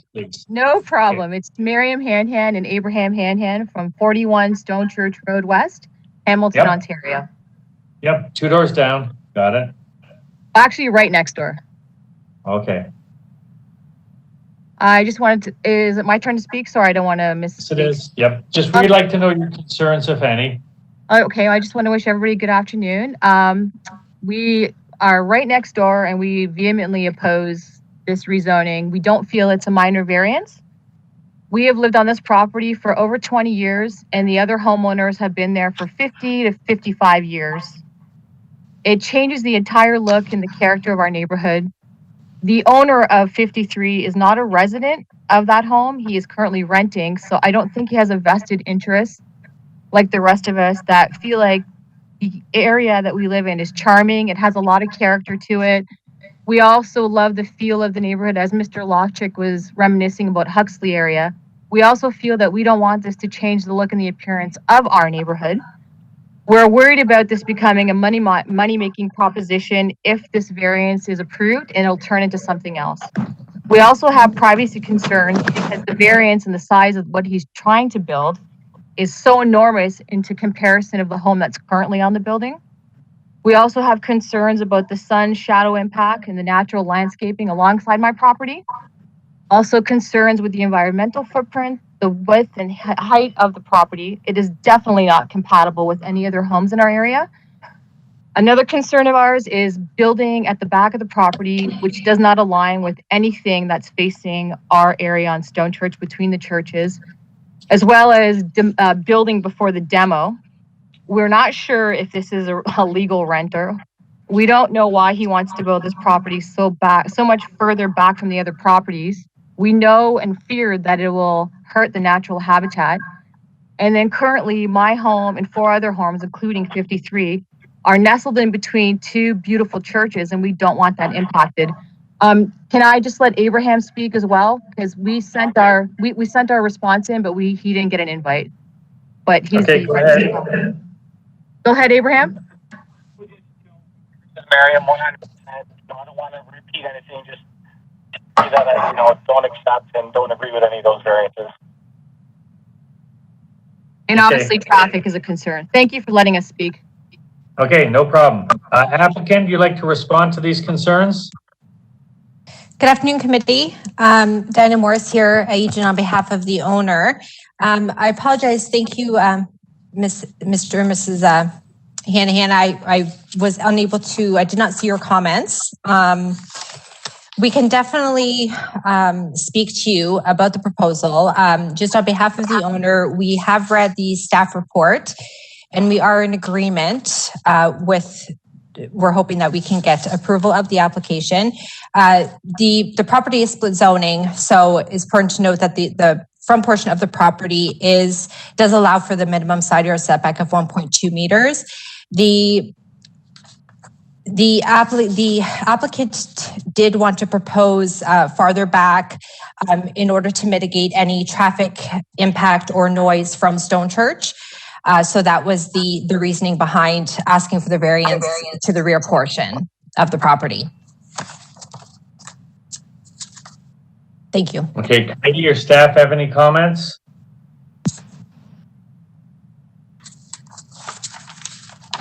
May I interject? I'm sorry, I don't know the flow of the meeting.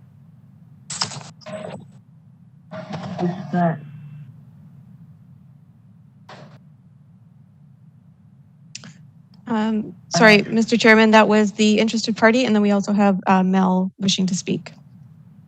Okay, I'm going to ask Mel to speak at this time, please.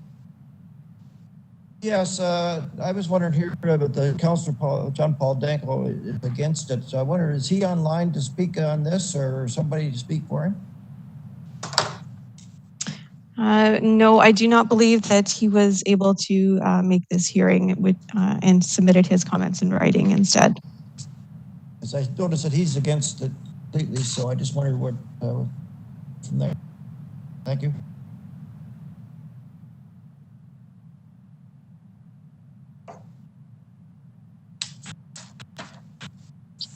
Okay, does anyone else have any comments?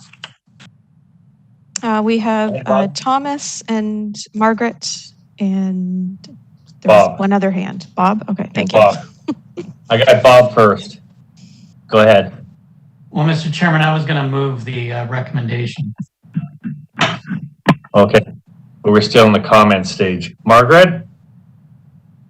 I just want some clarification. The interested party, the neighbor, this is to the agent, the applicant. Mentioned something about the house, the new house was going to be built while the existing house was there. Is the existing house going to be torn down first, or are the two going to be on the same property at the same time? The existing building, the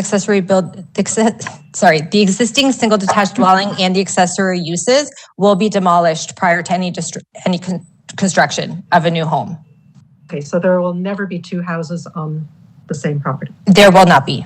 No, that's correct. Okay, thank you. Thank you. Okay.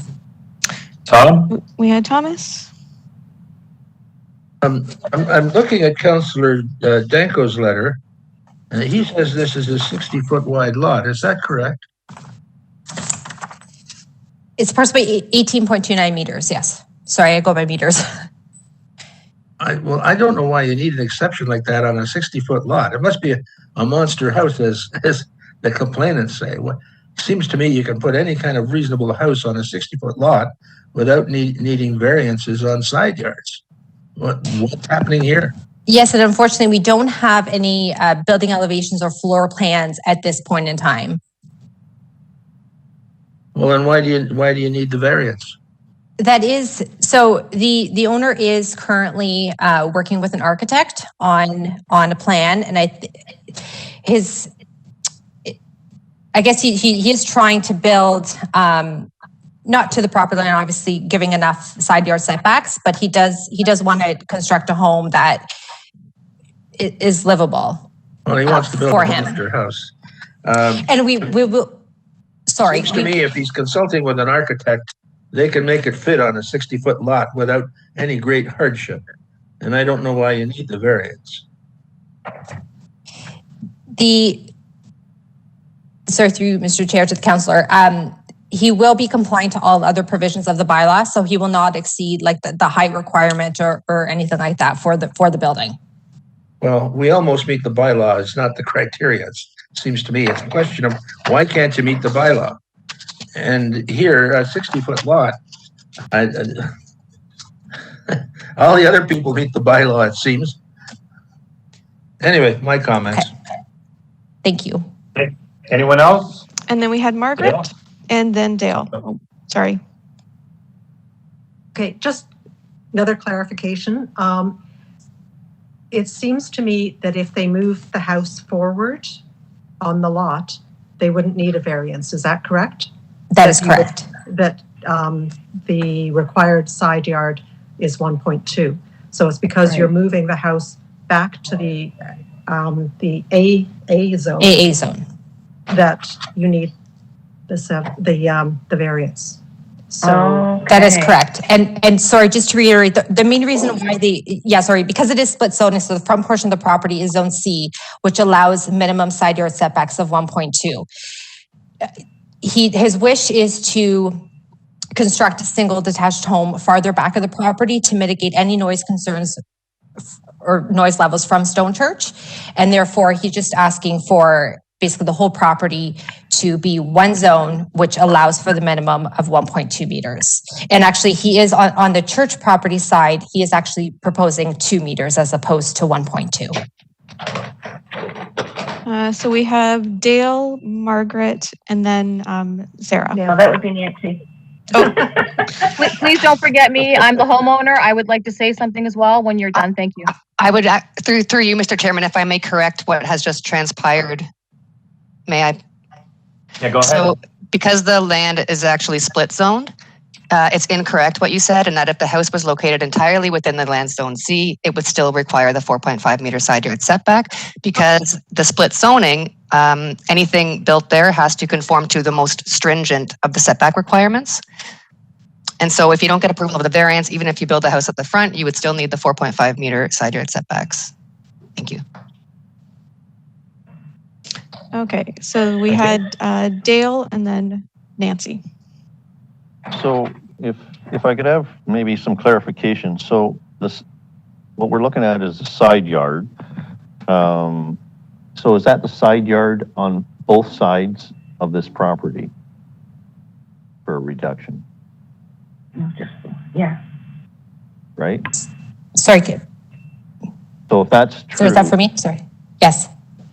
Okay, so if that's true, then same as thought as Thomas. I don't know why, if they're designing this home, I could live with one side being a 1.2, but I'd like to see that within the bylaw for one side of the building, so that there could be access to the backyard, for whatever reasons down the road, whether landscaping or a pool or whatever. When the design of this home, I don't see why they couldn't, at least for one of the side yards, come into compliance. Okay, thank you. And then we had Nancy. I think my question was answered by Sarah. through staff, just that because it does cross over, now you're saying that you take the most stringent of the two and you need to be in compliance with that. Is that what I heard? Yes. Yes. Okay. Thank you. Okay, and then we had Thomas and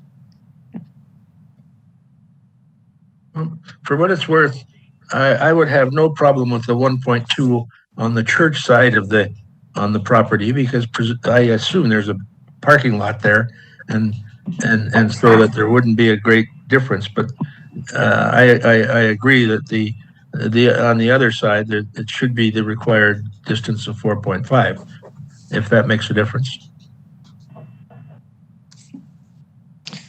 okay, and Mr. Chairman, don't see any other committee members. We did also have the neighbor who wished to speak again. Okay, go ahead. Thank you. To correct Ms. Morris, the proposal in the application clearly stated you were going to build that house at the very back of the property and then demolish the house that's currently there. There's absolutely no way that you can do any of this without steamrolling over our current building. And that house is enormous. Nothing is that far set back on Stone Church. Nothing. Not even the churches. This is going to be a complete violation of our property. All the trees and the things that we have there. He's going to build an apartment building here. I really hope that all the council and committee members can see that. He doesn't live at this house. He doesn't care about our neighborhood. I'm sorry that I'm so passionate about it, but it's very upsetting when they're just going to put this thing at the very back, like Mr. Lofchik said, a monster house, which is going to turn into an apartment building as soon as if he gets what he wants. And then now I'm going to be sitting right next door to 10, 15 cars in a driveway. And then now I have to worry about increased traffic, the environmental footprint. It's not a home. Why can't, if he's going to build a home, I get it. Build it alongside of where the house is currently at. He is not proposing that. This house is enormous compared to anything else that we have on there. So I just hope all the committee members can hear it out, and please don't let this variance pass. It's just going to lead to a huge apartment building and tons of traffic and problems. Like it's not the characteristic of the street whatsoever. Thank you for listening to me. I'm sorry that I'm so passionate, but it's very upsetting because he doesn't live there. He's not invested in our community. He's not invested in our neighborhood at all. This is not a single home. This is a monster apartment that he's trying to set back at the very back of that property, which is going to take anything away from the characteristics that we have in the history of our neighborhood. I appreciate you listening. Thank you. Okay. Final comments from the applicant, and I'm going to ask for a motion. Thank you, everyone, for your comments. Oh, I'm sorry. Am I in? Sorry, Mark, we did have Nancy who wished to speak again as well. So either. Go ahead.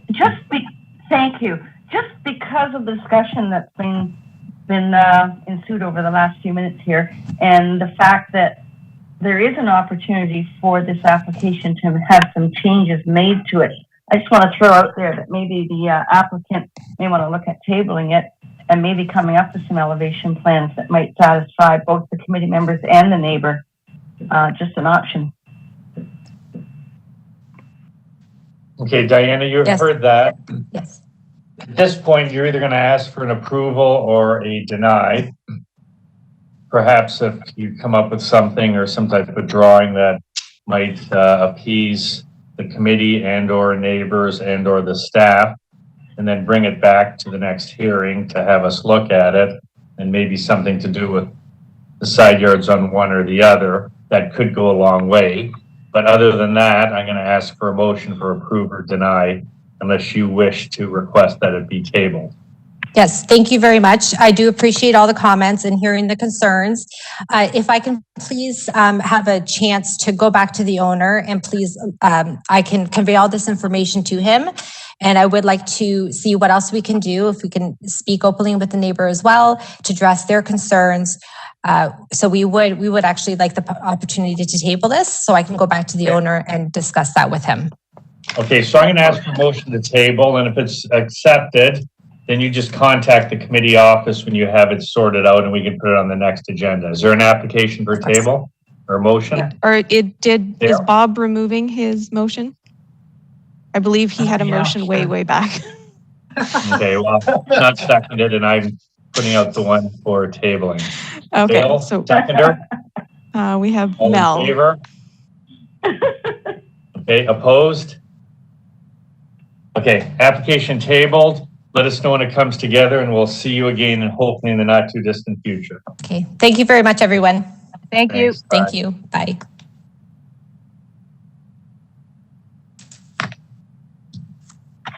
That's a good one to table. We shouldn't be deciding on 4.5 meters on one side and 1.2 on another. Let's see what they want to do first. We forgot about Bob. We forgot about Dale. We're forgetting about everybody's motion. See, that's what happens. They happened like minutes ago, and then we're like, get lost. It is a big lot. It's about 250 feet deep, eh? Yep.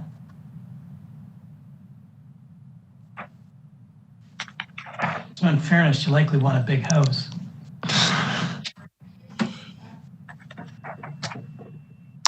Okay, so we are hearing SCA 2248 and SCB 2078 for 32 Trillium Avenue in Stoney Creek. We have the agent registered to speak, as well as Councillor Pearson, I believe, is here for this one. Okay, let's go. Good afternoon, Mr. Chairman. If you're going to come to me, then I have no problem with this application. Again, appreciate staff's review and recommendation. Okay. Applicant, do you want to say anything, or can I ask the committee for questions? You can ask for questions. Okay, anyone on the committee? I have David and then Thomas. Well, Hey, David? I'm good with it. I was prepared to move it, but go ahead, Thomas. Go ahead. I'll just ignore that for now. Go ahead. Okay, I repeat my question. Why do you need a 20-foot high pool house when you don't have a pool? That's a wrong file. That's a different address. Oh, I'm sorry. That's the next one. Next one. All right. Well, I'll file that question then.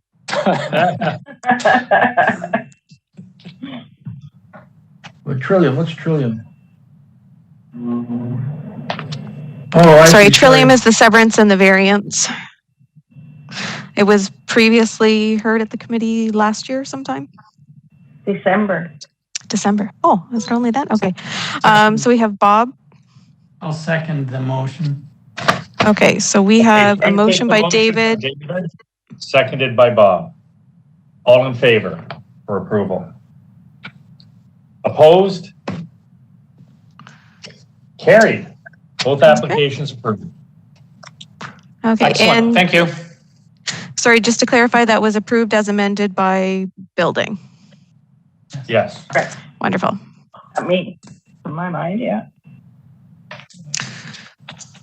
Wonderful.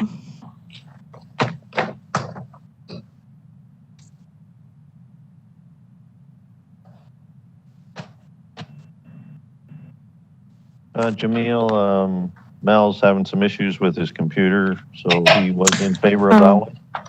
Okay, thank you.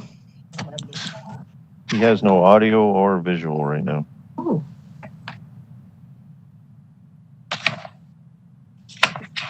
to turn off his pacemaker.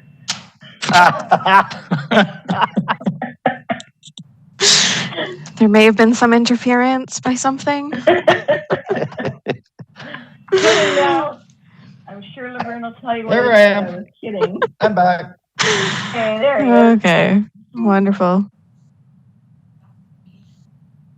We're off to Tom's Pool House. Okay.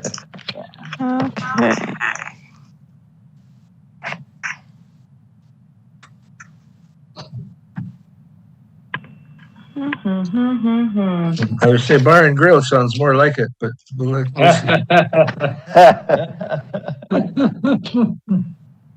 Only if we're invited.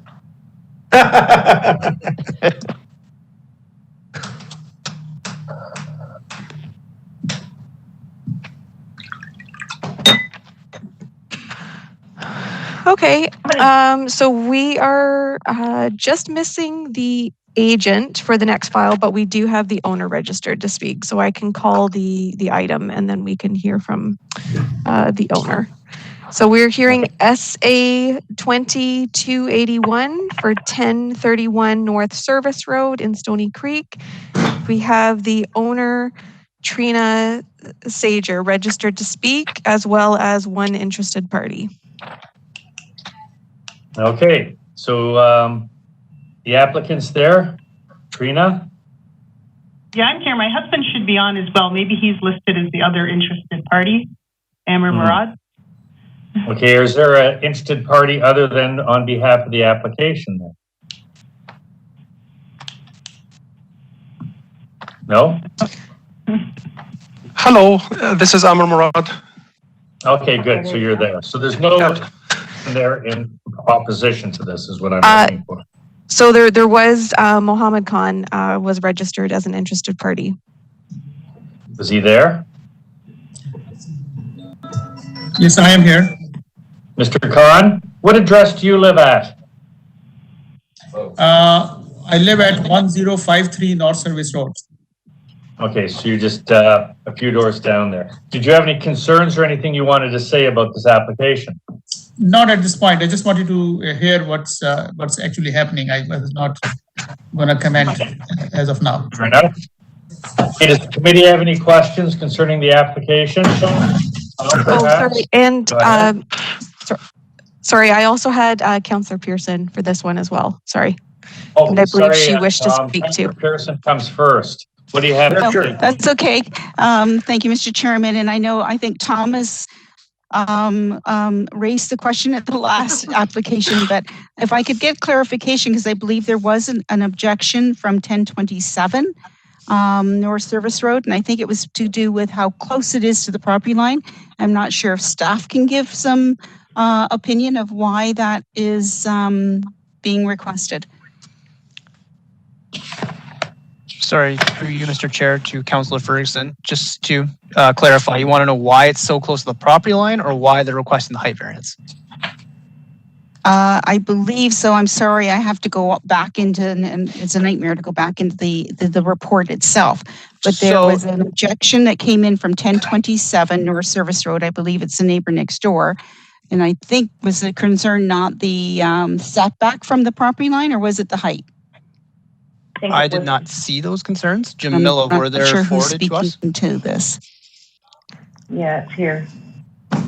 Yeah, so the comments were in the comments package, and they were from, let's see. So the neighbor, so it was as a neighbor on the west side of 1027 North Service, very concerned about the proposal. We will now have a 6.31 meter wall to view.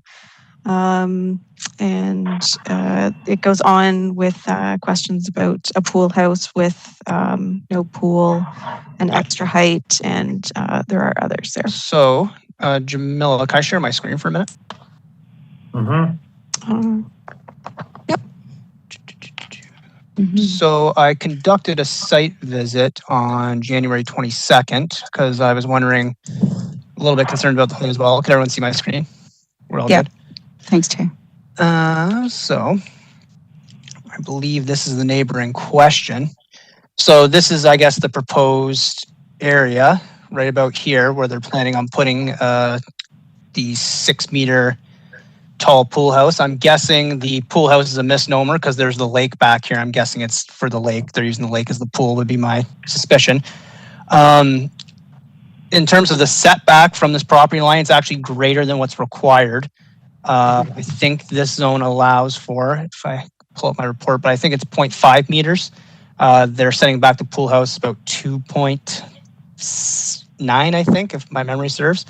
This tree line here is also about, I would say 15 feet tall. I didn't have my tape measure on the day, but there's significant screening and it's set back significantly further from this house. So I didn't see there to be an issue with the increased height. In terms of the front, if you'll indulge me. Let's see. So this is the eastern neighbor. Again, it's set back quite far away. There's significant plantings here, which will buffer it. And then from the street perspective, because the house is 2 stories, you won't be able to see it either. So because of all these factors, that's why I agreed with the request.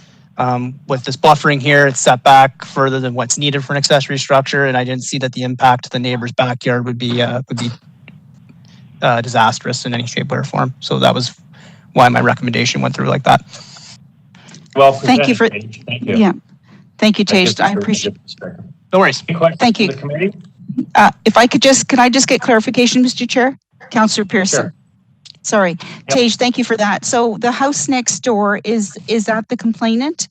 And, yes, and that's what's the height of that property, the house? Do we know have an idea? I do not know offhand how tall. It's around the same height as the dwelling that the applicant has. It's so approximately 2-story. Okay, Yep. thank you for that. Appreciate it. Thank you. Thank you very much. No worries. Okay, I think it's pretty clear what's there. It's just a matter of what the committee thinks. If there's any questions or a motion, I would be happy to hear. So we had, I believe, Thomas who wished to speak, and then we have Dale, and then we have Nancy. Okay, go ahead, Thomas. I think my He muted him. Sorry, you muted yourself, Thomas. can you hear me now? Yeah, you're good now. Okay. I think my concern has been dealt with. I got the impression from reading the neighbor's letter that if they looked out the window, they're going to be staring at the side of this pool house. That doesn't seem to be the case. I noticed in the photo there's a little dip in the trees with what appears to be a window there, but at worst, they're looking over the top of the pool house. I still don't understand why it has to be 20 feet instead of meeting the bylaw, but maybe there's an answer. Well, if you're on the list, you tend to have sea-doos and various other things rather than the normal stuff for a pool. Yeah, but they're not 20 feet tall. Okay. This is Amr, the owner. Can I comment or respond back? Sure, please. Yeah. So thanks for your question. So basically, this pool house is basically we're going to use it, as also like a home office, for gardening and future pool. So that's the reason, for that size. And you are absolutely right. Our neighbor, if you look, the one, there's no window facing it, and you saw the trees between us, and it actually compliance to, as DJ mentioned, it's even more than what the bylaw is enforcing between us and between them. Did I hear you say you want to use it as a home office? Yeah. An office, yeah, like you just an office and a dry storage for the gardening. It's a strange office with the lawnmower sitting next to your desk. But it give a space, and it give basically like a good view for the lake. So Okay, and we had Nancy and Dale as well who wished to speak. So just on the height of this, thank you. On the height of this building, I know you just mentioned an office or whatever. So there's a second floor to the building. Is that correct? it's a second floor where we're gonna do like a dry storage. Yes. Okay, so why do you need to have it so tall? As one of the members mentioned, if you're using it for aquatic toys or whatever, just need to know why it needs to be 20 feet high.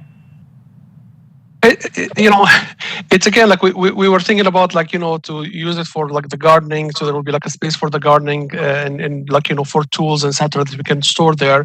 But then we have like the floor of the building would be like for storage, so that we can just put it there. And the plan was basically just to use one port of it that can face the lake as a place I can use as a home office, because I with COVID changed now jobs so that I can work from home instead of like keep traveling.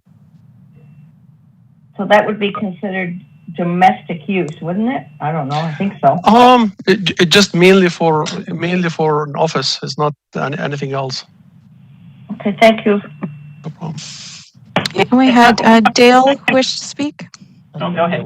Yeah. So my concerns, I guess, are same as has already been alluded to. The 20 feet and a second story, I really don't see the necessity for the height, and I don't see the necessity for a second story if it's just an accessory structure to store your garden stuff and maybe have a bit of an office or a man cave or whatever you want to call it in there. I mean, it's a great view out to the lake. I would just have the fear when it's that high with a second story that it could also become a bit of a housing issue as well. So I would like to see the height come back closer to, what's recommended for that area.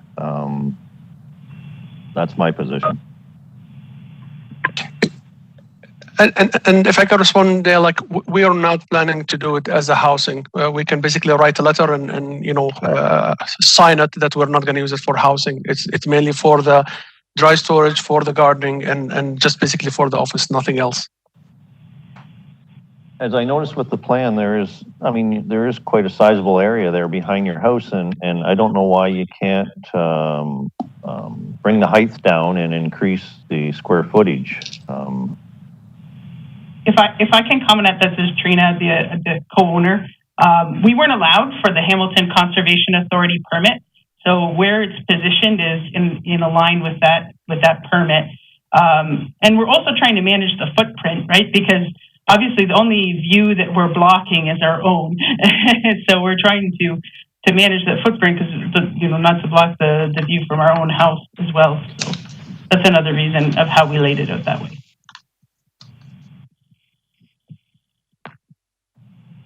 I have Thomas wishing to speak.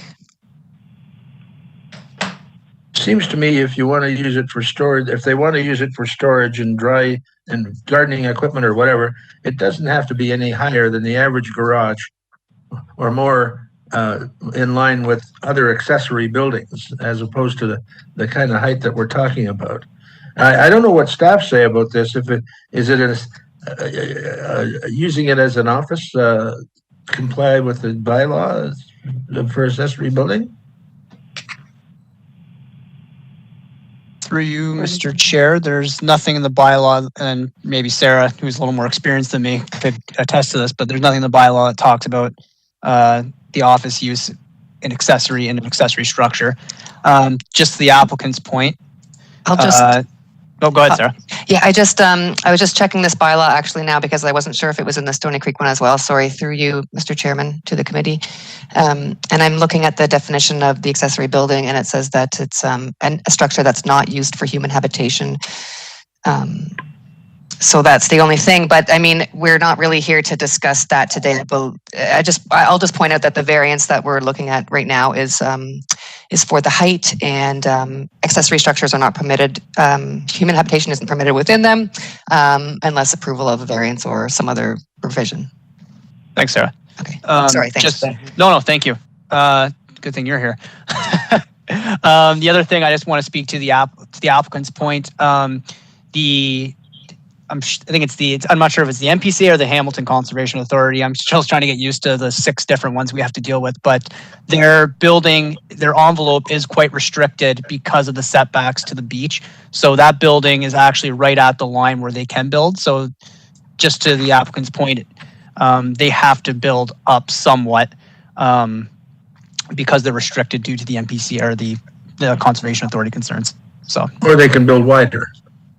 If you look, they could, but it would definitely block a lot of view. If you look at their sketch, that line is there, and they would have to build towards their other neighbor.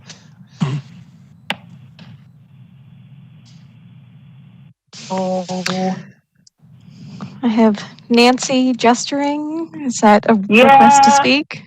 Sorry, and I just wanted to double check. Mark, are you still there? We lost your video. I'm still here. Okay, perfect. Thank you.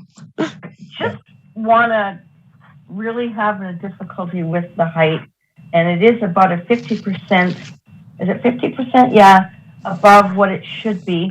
And I guess I'm trying to determine whether I feel that is no longer minor. So I'm kind of putting that out there.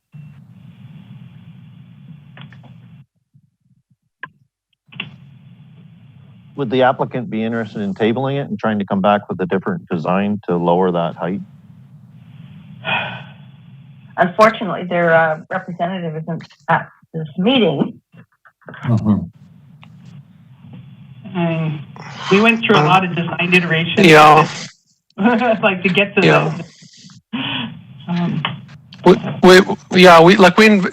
You heard the comment, like we are basically, there's a section where it's under the protection for the, the Conservation Authority, and we want to make sure that we go with that. And we got the permit for that from the Hamilton Conservation Authority. We got the permit from the Natural Resources so that we can not impact the view from our house. And as you can see from the sketch, is not impacting the neighbor.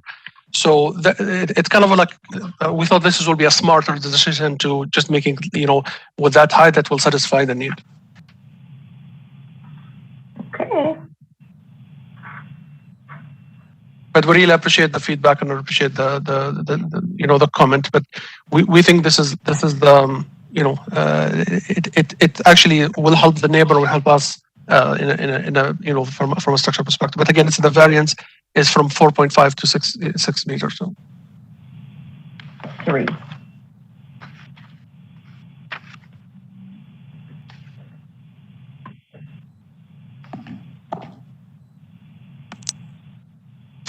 So I have Bob and then Thomas.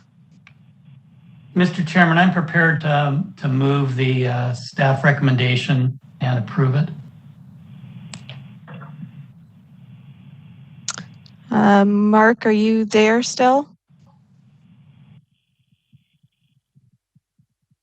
Oops. Okay. If we give it a minute and we'll see if he comes back.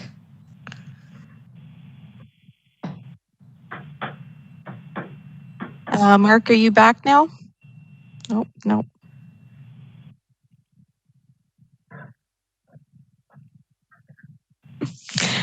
I can see connection issues. Let's see. Mark, are you back now?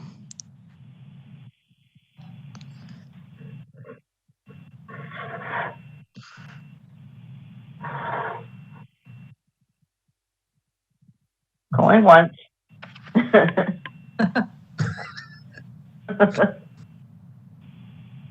MIA. Okay. Yeah, so it looks like he might be having connection issues. Let's see if he's restarted.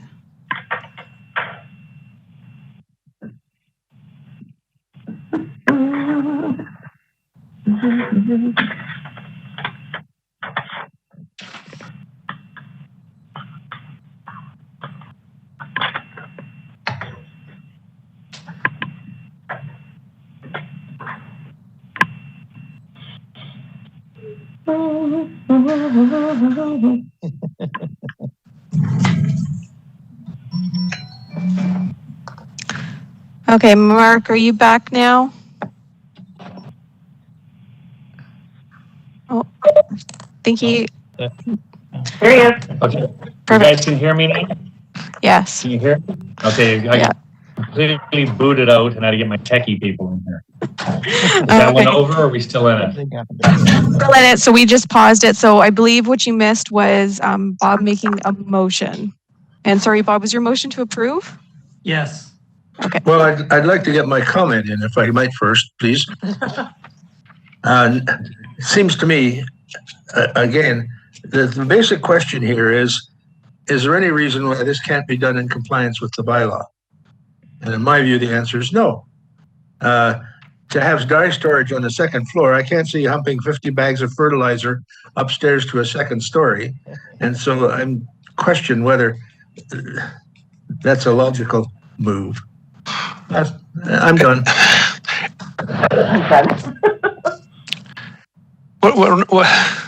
So this is the Amar. Can I respond? We're not planning to put fertilizer on the second floor, and the amount that you mentioned is illegal. Even like anybody stores fertilizer at that amount. So. Okay, Tom, I made your point, and I think it foreshadows what you're thinking. Hello? But I do have a motion from Bob for approval. Is there a seconder for the motion for approval? I've been shut out. No seconder? Sorry, David, I can't see you. Were you making a seconder? Nancy, tell Jamila. Well, there I am. Sorry, my video's going in and out, and I was just on the phone with Nancy. Sorry, I lost video and sound, so now I'm back with sound. We saw you. Sorry, I hung up on you because I saw you come back. No problem. Okay. Okay, so we have a motion on the floor to approve by Bob, and Mark has asked for a seconder. David, second. So now we have David seconded. Okay, all in favor of a motion for approval? Bob, David, anyone else? David. Seeing none. Okay, so that motion fails. Is someone else wants to bring a motion? Motion to deny. So we have Dale with a motion to deny. Seconder. I have Thomas. All in favor?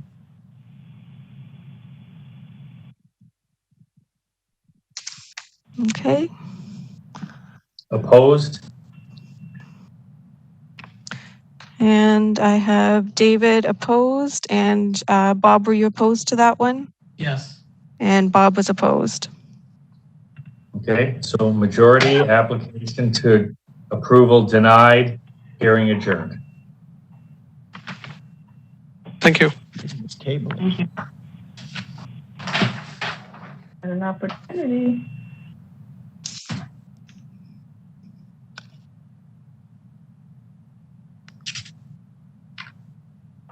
Give a chance.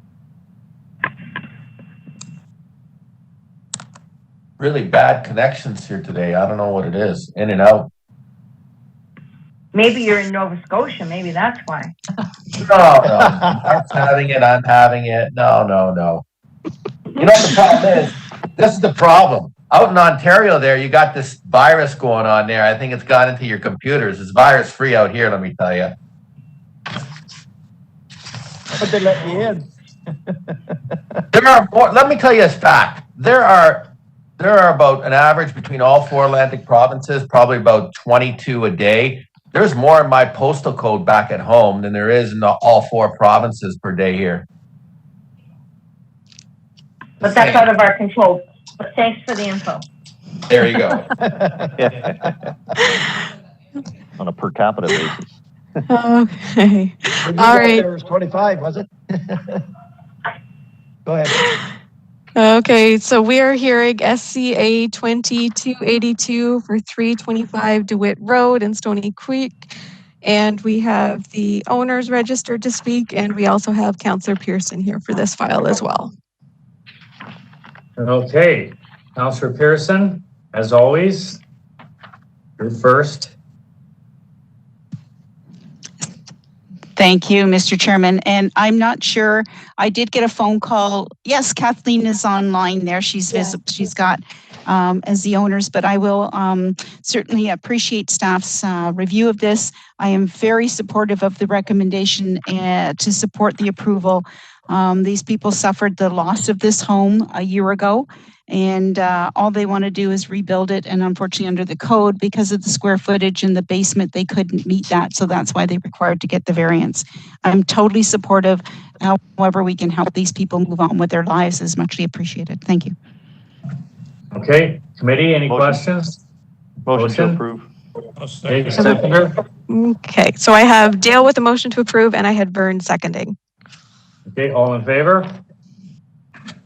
Opposed? Carried. And with that, Mr. Chairman, I'm done in Ward 10 today. Thank you very much, everyone. Have a great day. Bye now. Bye. Thank you. Okay, and we did have a break scheduled. Did we want 5 minutes before we move on? Or did we want a full, I think it was scheduled for 15 minutes, 10 minutes? Move on. There's no point in taking a break here. There's no wash.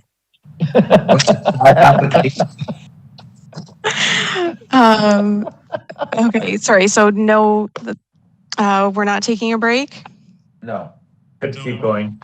Drive on. All right.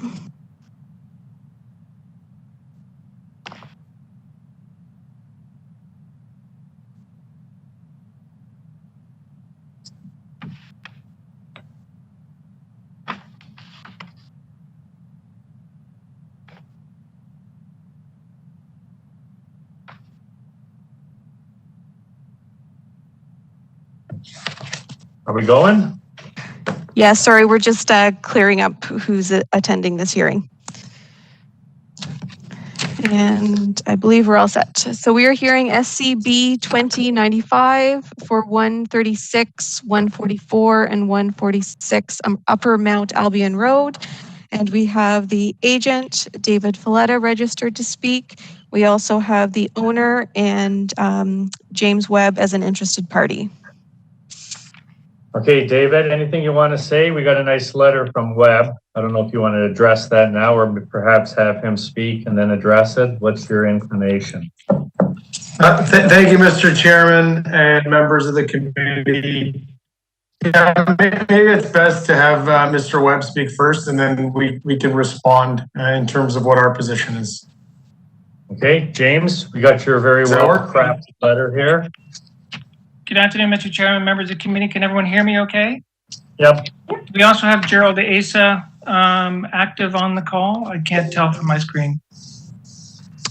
Yes, I believe he is here as well. Okay, thanks. And thank you very much, David. I'm happy to go first.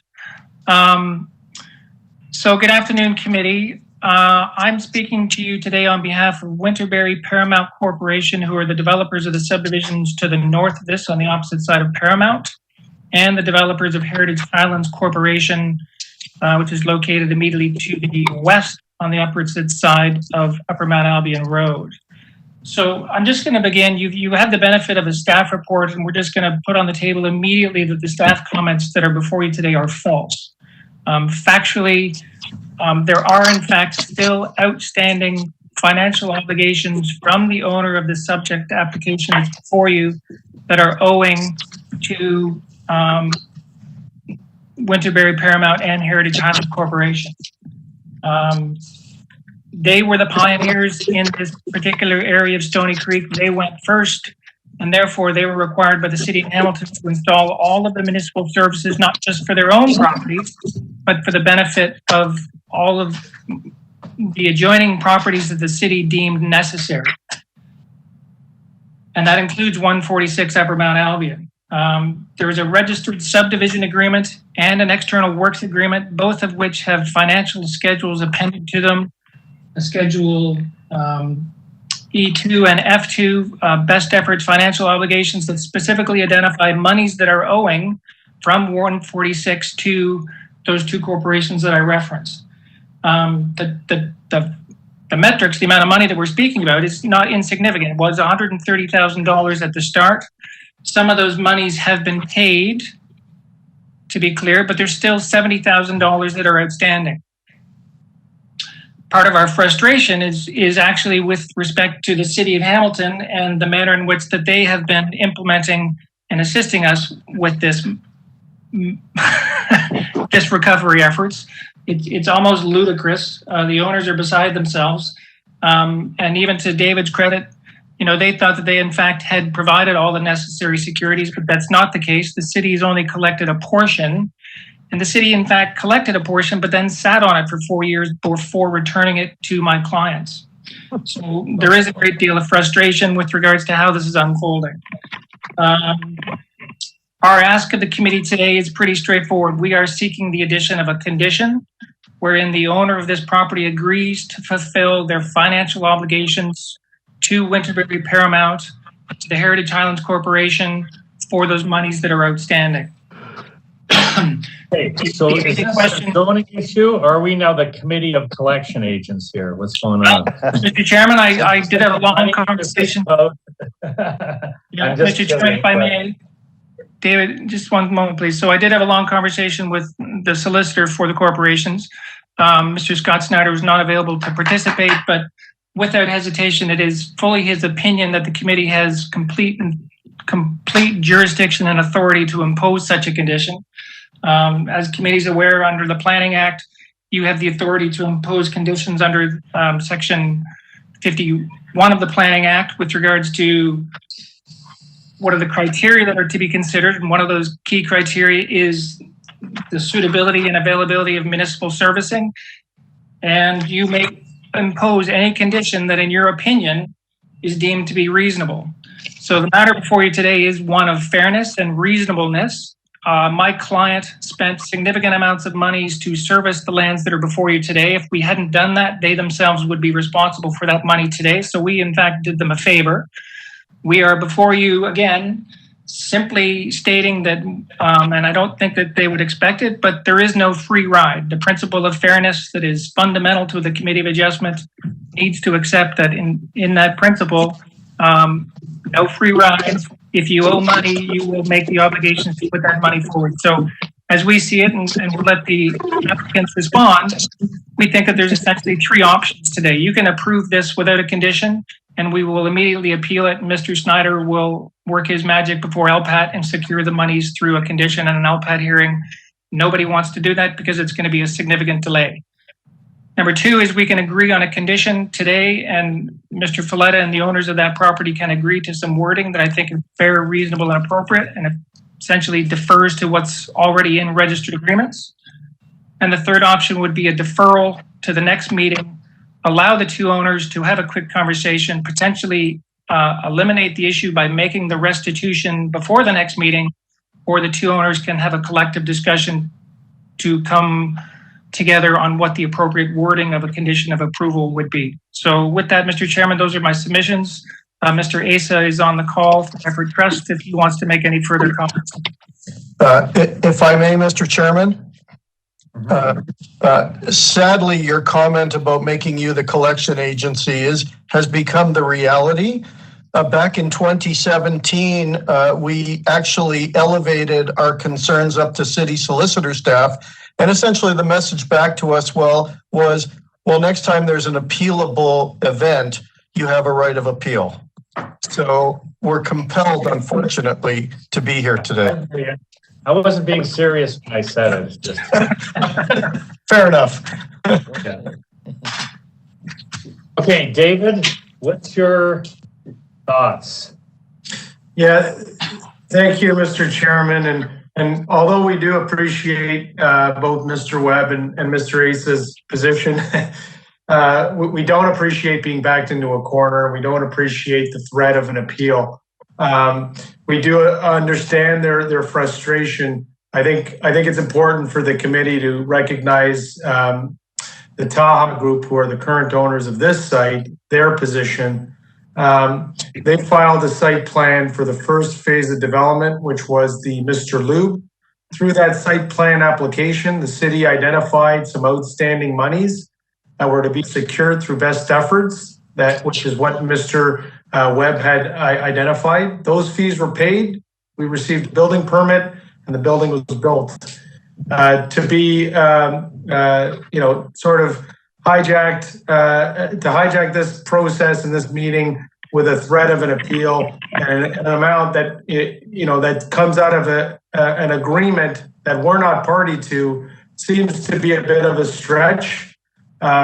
James or Mr. Webb identified that the subdivision agreement, which is an agreement between the city and the ownership group that filed that subdivision, that's their agreement. The ownership group that's subject to this application is not party, so we don't know what's in there.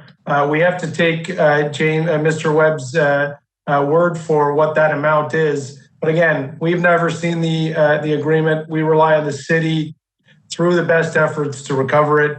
We went through a process. We paid the monies we thought were outstanding. So, in an effort to avoid an appeal and in an effort to avoid frustration on both parties' behalf, I think it's prudent that we would table the item today, give us an opportunity to discuss. Hopefully we'll have an opportunity to look at the agreement, confirm the amounts. I think Mr. Asa and Mr. Webb are absolutely correct. There is no free ride. Nobody's asking for a free ride. we just want to make sure that we're all playing from the same deck of cards. Okay, I'm going to ask for a motion to table. Gail, seconded. And Nancy. Okay, all in favor? Okay, tabled. Guys, talk it all out. You're all great representatives of the city of Hamilton. I'm sure this will all work out fine. Thanks for your time. Okay, bye-bye. Thank you, Dave. Thanks, James.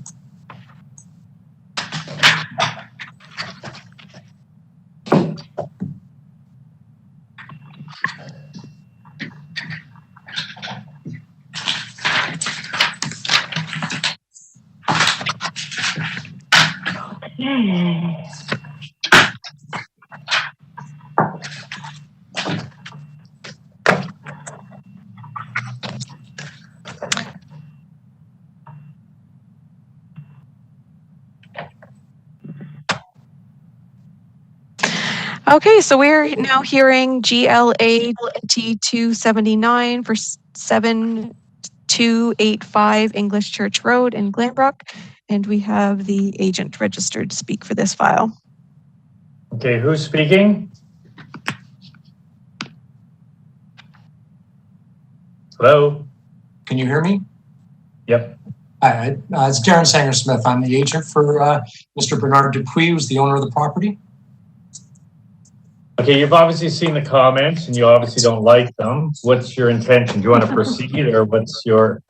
I would like to proceed just to at least explain what we're proposing at this stage in the game and the reasons behind it, if that's allowable, Mr. Chair. Well, we don't really like to hear a whole application and have it tabled. So if you want to make the whole presentation, I'm going to ask for a motion on it. So you sort of have to make a considered decision at this time. It's not really fair to have a whole application since it's going sideways and then just dump into a...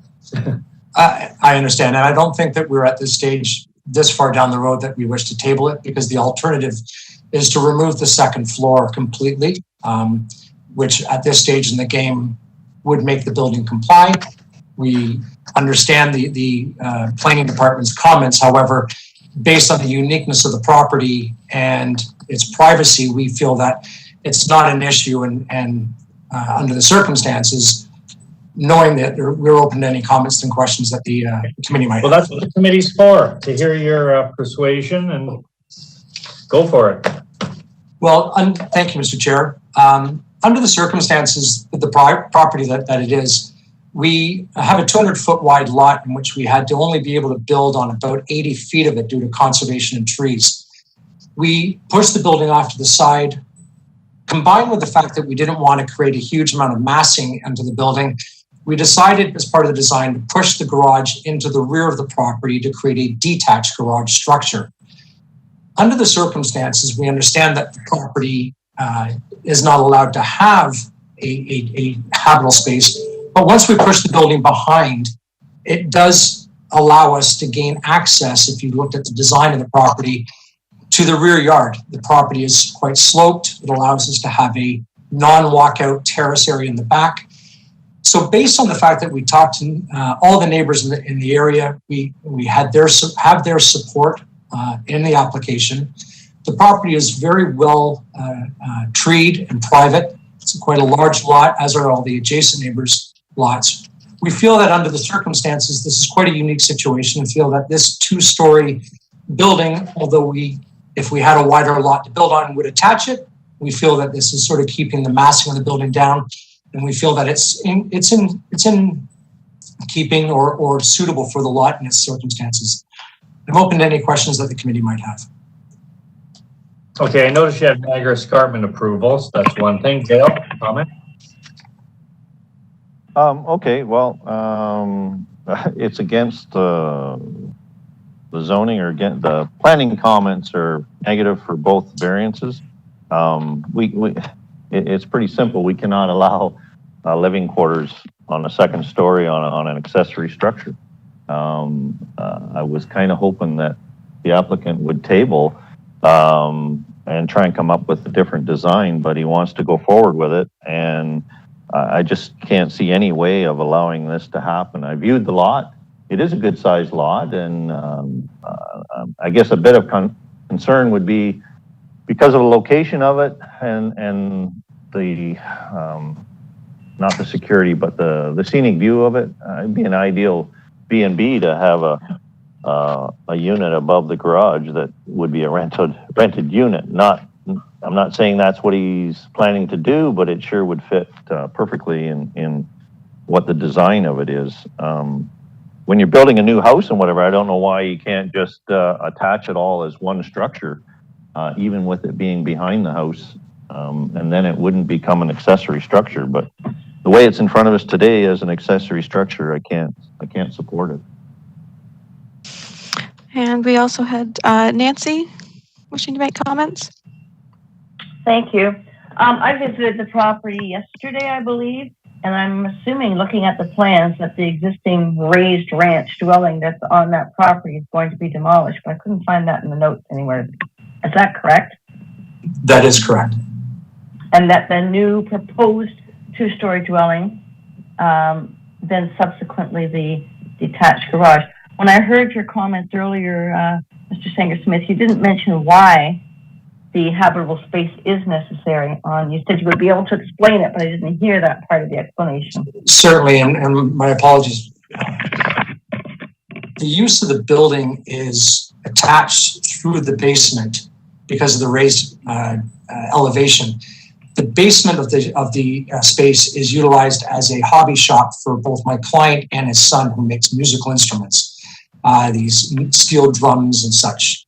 The upstairs is the main floor is obviously the garage, and the top floor is meant as a music studio / bedroom area for his son as part of their band and stuff. It was originally going to be part of the attached building and attached the whole structure to the building, but because of the narrowness of the property, with conservation taking up so much land, we chose to push the garage back and detach it.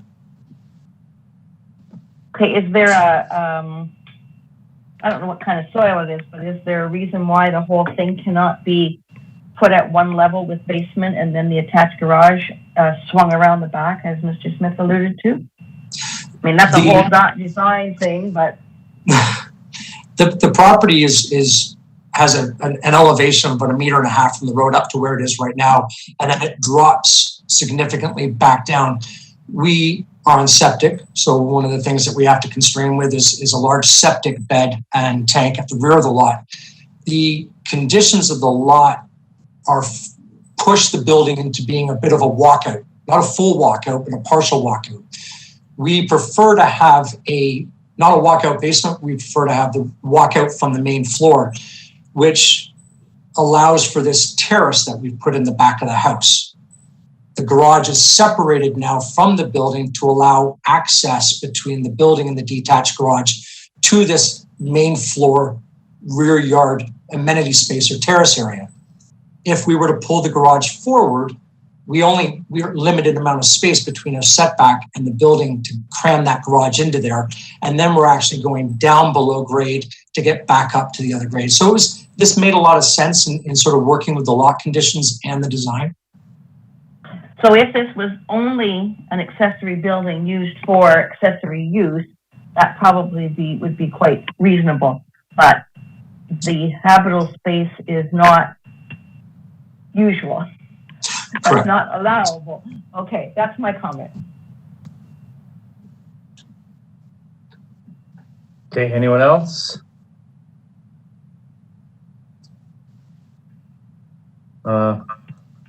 I still will, if you wish, request that it be tabled to perhaps jigger or redo some of it, or we can ask for a motion at this time. Your call, Darren. Thank you, Mr. Chair. We have the option to table, and which we can go back and redesign, and come back, or we can move forward with the motion. What would you like to do? If we move forward with the motion and it's denied, then we have to go back and redesign. We can continue on the same building permit? Yes, that's separate. Separate, right? So if it's just denied, we just have to redesign the house to suit the bylaw? Yeah. I'd like to hear from the committee what the answer is.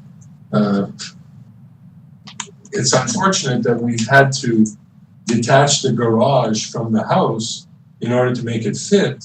And also, if we did attach it to the house, then we wouldn't have access to this terrace that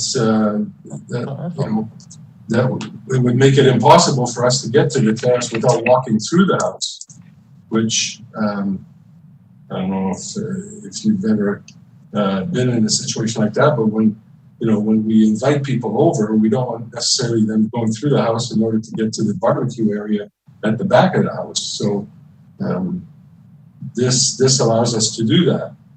Without that, it's kind of senseless to go ahead, So if you don't approve this, then we would have to. So, Mr. Chairman, if you could please state either we're voting or tabling or not. Please. Mr. Chair, I'd like to move forward with a committee decision. We understand that we have to redesign regardless, so I'd like to hear the committee's decision. Thank you. Okay, very good. Okay, any other comments from the committee before I ask for a motion? If I may, Mr. Chairman, if this property, or if the dwelling, whatever you want to call it, the building did not have a bathroom, kitchen, and kitchenette, would it then comply with the bylaw?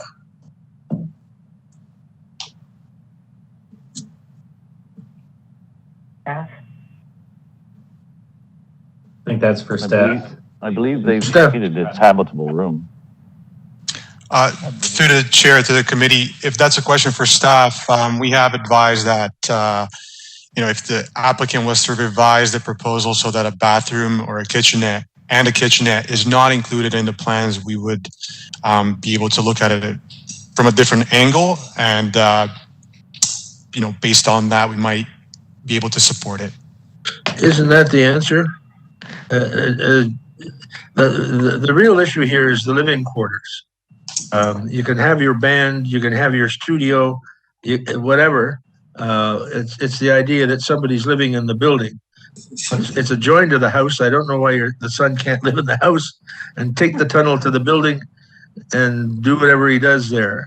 Through the chair, I am quite prepared to remove the bathroom if I had known that was a possibility. Discussions with staff, this was never brought to our attention that possible support would be given if we remove the washroom. We are quite prepared to move the washroom. Well, there's a kitchenette too. And the kitchenette from the application and leave it as an open space. I'm quite prepared to do that. Sorry, could I just get a clarification from staff? Is the bylaw that habitable space is not permitted, or is it that the living quarters are not permitted? I wasn't sure with what you stated earlier, just for clarity for the committee members. Yes, so through the chair to the committee, it's section 4.8 states that no accessory building shall be used for human habitation as a dwelling unit with washroom and kitchen facilities.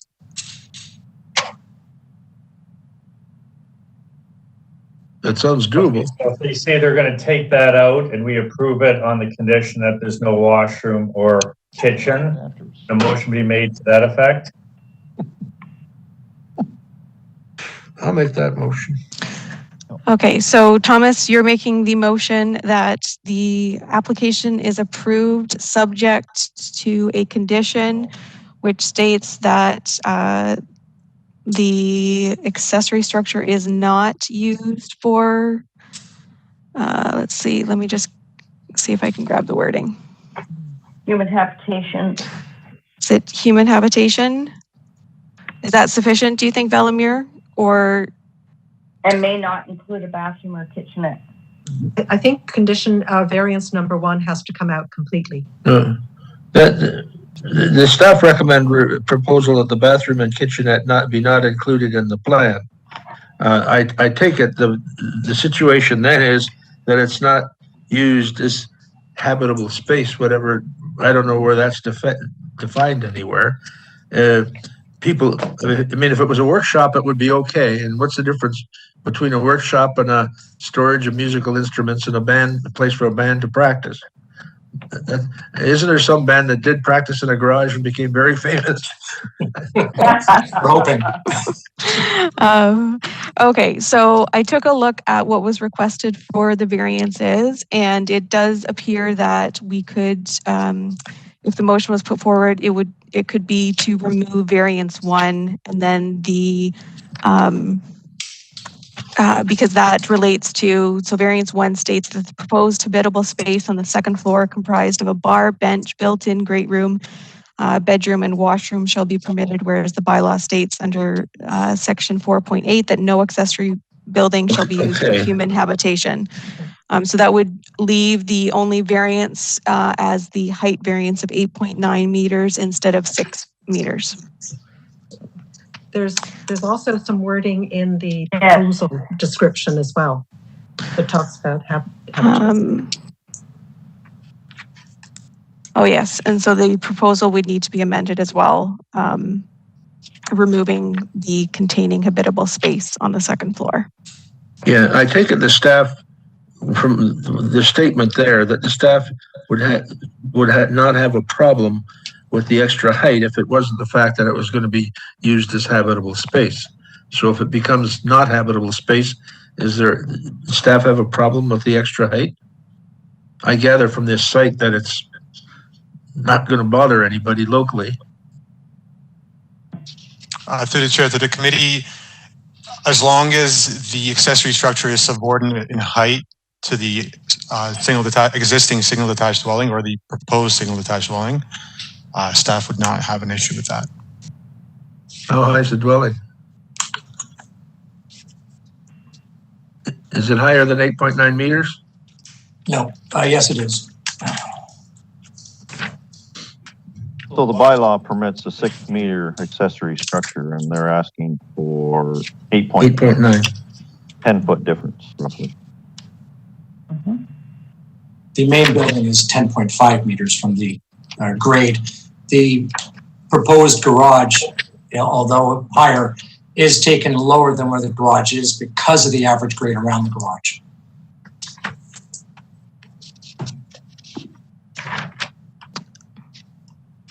So the maximum height is lower, but it's higher. Is that what you're saying? Correct. The average grade around the actual accessory structure gives it a slightly higher grade, and the established grade at the road is lower. So the garage is a bit higher than what it's allowed to be, even physically, if that makes any sense. In other words, it doesn't qualify. Because of the grade. Okay, Thomas, so could you clarify what your motion is? Yes, well, I guess the motion is to remove, to deny variance 1. Oh, wait a minute, that may not be it. To allow variance 1 subject to the removal of the bathroom and kitchenette. Whatever wording you want to put on that. Okay, so you don't want to remove variance 1? No, I guess we could. Yes, all right, we can remove variance 1. So we deny variance 1, whatever you want to do. Remove variance 1, allow variance 2, subject to the condition that that there be no bedroom, bar, kitchenette, washroom in the addition in the building. Okay, so to clarify, the motion is to approve variance 2 with the removal of variance 1 and add a condition that there be no bar. Oh, bedroom, bar, kitchenette, bedroom, washroom. bar, kitchenette, and washroom. Yes. Okay, seconder for that motion? I have David. Okay. All in favor? So I have. Sorry, can I have the opposed again? Okay, well, I'm just missing some voting, so I'm just making sure. Okay, so for opposed, I only saw Dale and Mel, and then Vernon, I don't think I saw you vote. You voted in favor? Okay. So we had opposed was Mel and Dale. So all approve except Mel and Dale?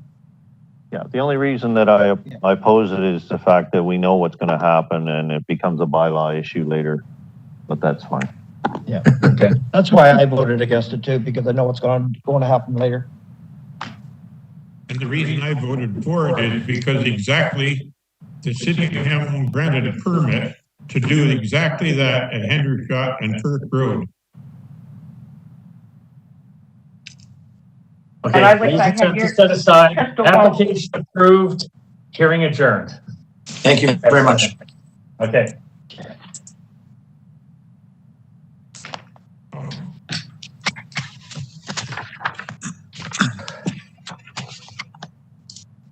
And now we got another. Is Church Street going to go? We'd like to. It's the table all over the place here. Second story. Hooked it up septic. Well, they built the other house.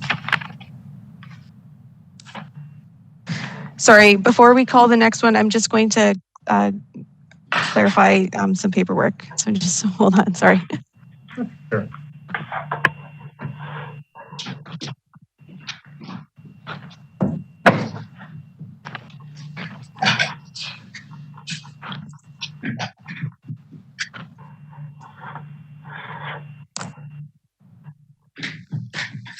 I can't even make the claim saving the best for last because I guess we're not quite the last yet. Sorry.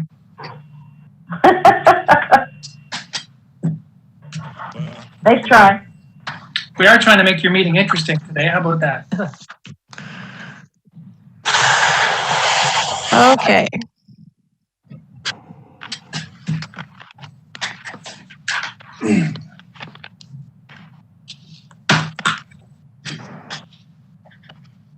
Oh boy.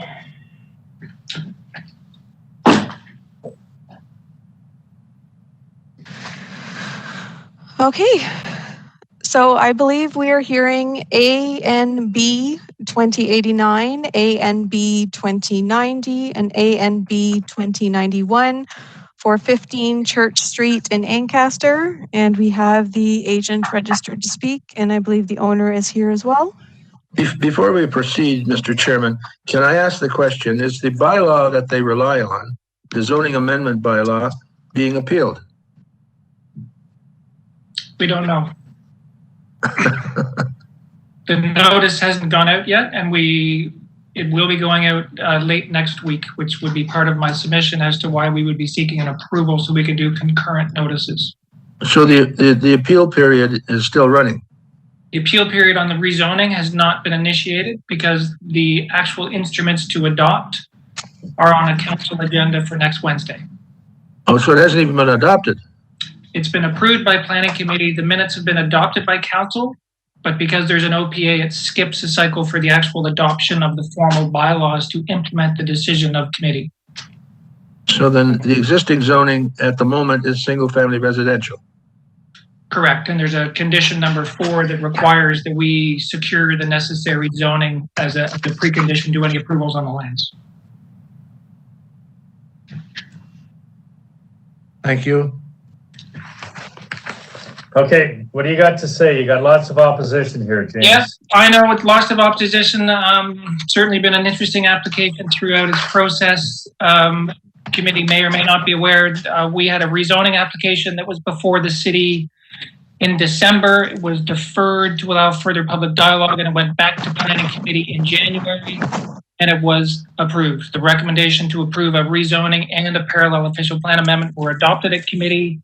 Those meeting minutes have been adopted by city council, but the actual instruments, because it's an OPA, as I said, it's just a Hamilton quirk. It skips the cycle, so those instruments are coming forward to the next council meeting, which is next week, at which time the notice of decision will be issued. So planning staff are recommending a tabling of this, but I want committee to clearly understand that there is this is purely a procedural issue to planning staff. There's no substance, there's no principle with regards to will the zoning bylaws and official plan amendments be approved. It's simply subject to a city procedural guideline, wherein in next week those instruments get adopted and those notices of appeal go out. So the risk is entirely on us. Planning staff have acknowledged that the rezonings and the official plan amendments were approved by committee in accordance with a recommendation from a staff report that recommended full support.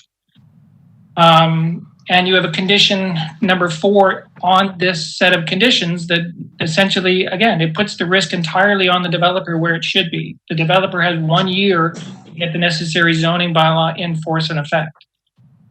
So what we're trying to do is get a decision that does approve this application with conditions so that we can have 2 notices essentially running concurrently.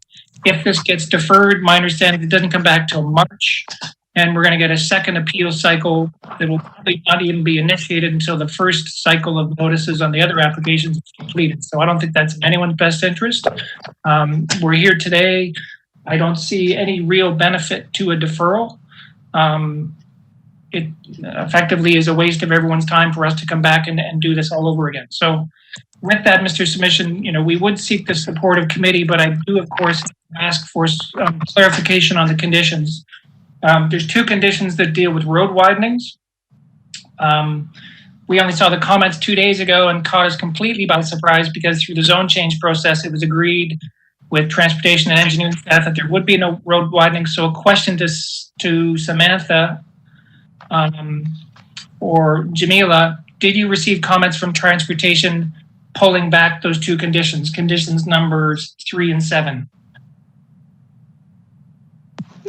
Sorry, I was muted. Yeah, so we did receive comments from transportation planning that those comments are that those road widenings could be removed. Okay, so that deals with 3 and 7. And then we have conditions 6 and 8 from development engineering, who even in their comments acknowledged that these could be dealt with through site plan control. This application has to do every conceivable planning approval before the city. We're trying to avoid duplication. So development engineering through conditions 6 and 8 have asked for consent agreements, and we would respectfully request that those not be included as conditions because the city has full and complete jurisdiction and authority through the site plan process to achieve those very same objectives. So it's just adding a level of duplication that is entirely unnecessary. If committee's not comfortable, then I would ask that we simply insert the words, if necessary, to conditions 6 and 8. So, Mr. Chairman, those are my submissions. I think the matter before you today is pretty straightforward with regards to the lot shapes and the lot sizes. They are contingent on an approval of a zoning bylaw that's been fully vetted, that has considered the shape and size of the lots that are before you today. And with that, we'd respectfully request your support to issue a conditional approval such that we may get these notices out, because we are fully aware that the neighborhood is not in favor of the development and may very well send us off to LPAT. And I did previously get my wrist slapped at an LPAT hearing for not having all of my consolidated applications before the board. So that's why it's important for us to have all these decisions and appeals ideally run concurrently. Thank you, sir. I do appreciate the opportunity to make that submission. Okay, so you're looking for an approval conditional on the zoning, of course, going through, no road widenings, and 6 and 8 if necessary. That's correct. Thank you. Okay. I'll take it. If not, we don't. We have Thomas wishing to speak. There's mention of concurrent appeals. That is, if we approve this, then the appeal of this, the approval, and the appeal of the bylaw can go forward. Is that? No, it's that both notices will effectively be in the public realm at the same time, as opposed to one appeal and then a week later a second set of applications come out. You know, it's a neighborhood. We don't want to cause any confusion amongst the neighborhood in terms of separate appeals. They may not know which ones apply. So we think it's best to in fact have both applications, both set of appeals in the public domain at the same time. The timing to enable that. Yeah, but you're talking about the bylaw appeal and the appeal from our decision. Is that the two appeals you're talking about? Yes. Yes, sir. Well, it's the notice of decision, which are both subject to 20-day appeal periods. Yes. All right. But if we deny the application, then the appeal to the bylaw goes forward, and concurrently your appeal from our denial can go forward as well. Can it not? And if we approve it, then the people that are appealing the bylaw can also appeal this decision. Either way, it gets before the board. Right. It just So our job is to see if what they want is reasonable in view of what is going on. And if that's the case, we approve it, or if not, we don't. There are going to be two appeals going at the same time, no matter what we do, it seems.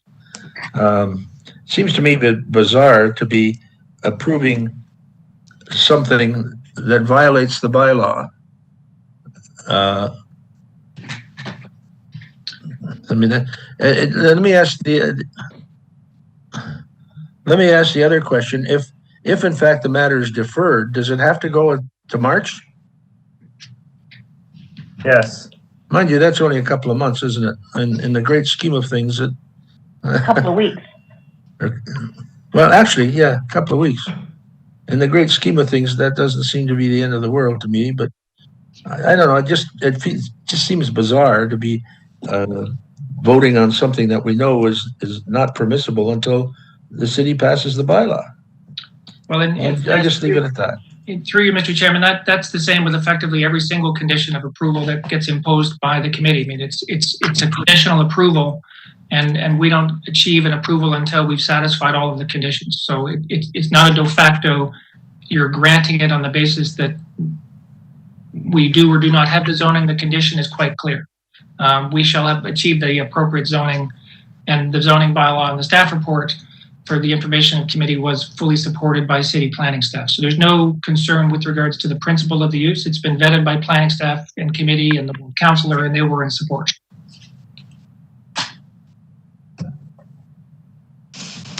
Mr. Chairman, I did just want to raise the issue that planning staff have asked for an additional condition that final and binding approval of the zoning bylaw and official plan be added as a condition if this is approved. And then I believe I had Margaret and Nancy wishing to speak. Okay, Margaret. In that order, Margaret. I agree with Tom, actually, that I think that, yeah, there may be some advantage to the developer, all of the applications forward so they can be, but I don't think we should be approving the severances before the amendment and zoning bylaw are approved. So my comment. Well, I just add the comment that planning staff has recommended that the matter be deferred. So it's not as if we're going against the current. Nancy? Thank you. I agree with my fellow members here. Unfortunately, Mr. Webb, there's a lot of contention in this neighborhood regarding this project, and the Ancaster Village Heritage Community has made a lot of submissions and reached out to a lot of different people trying to make sure this was done. And I know they do plan to appeal it if it does turn sour. But as you mentioned, and with all due respect, that LPAT slapped your fingers for not putting things in its proper order. So I feel it only important that we put our things in order before we give you the approval that you need. So just to be clear, if I may, we are seeking a decision of the Committee of Adjustment. Staff, after next Wednesday, will be recommending approval of this once the bylaws have been adopted by Council. On the basis of the recommendation that was previously adopted by Council at their meeting of January. So it's not a matter of will they approve it, it's the procedural issue of adopting the bylaws. We don't want to be in a position of a non-decision of these applications because the zoning is going to be appealed. The neighborhood has been quite vocal about their opposition to the applications and they wish to take it to the higher court. So we wish to consolidate the application. So we will be seeking a decision on these applications so that we can consolidate. We don't want to be in a position of. So you're saying it's more advantageous for us to make a decision, even if it's to deny than to defer it. But obviously, it's a little softer at the hearing if you could say Committee of Adjustments said it was okay and Planning said it was okay. I got it. If committee's uncomfortable and feels that they would deny, we would by far prefer a deferral of the application, but we will be needing a decision since that we can appeal it, because I don't want to appeal a non-decision. That's okay. We'll get a decision eventually. Okay, motion for deferral, please. Okay, seconder, Dale, all in favor? Opposed? Carried.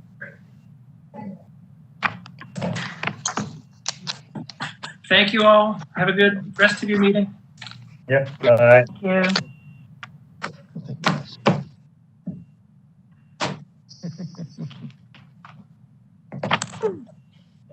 Some days are more interesting than others. Yeah. I'm glad. Boring would be horrible.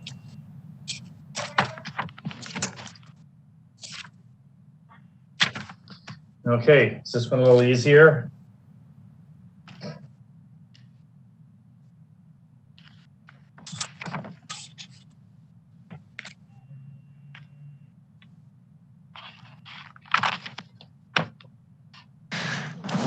Okay, so we're hearing DNA 2278 for 189 Melville Street in Dundas, and we have the agent and owner registered to speak.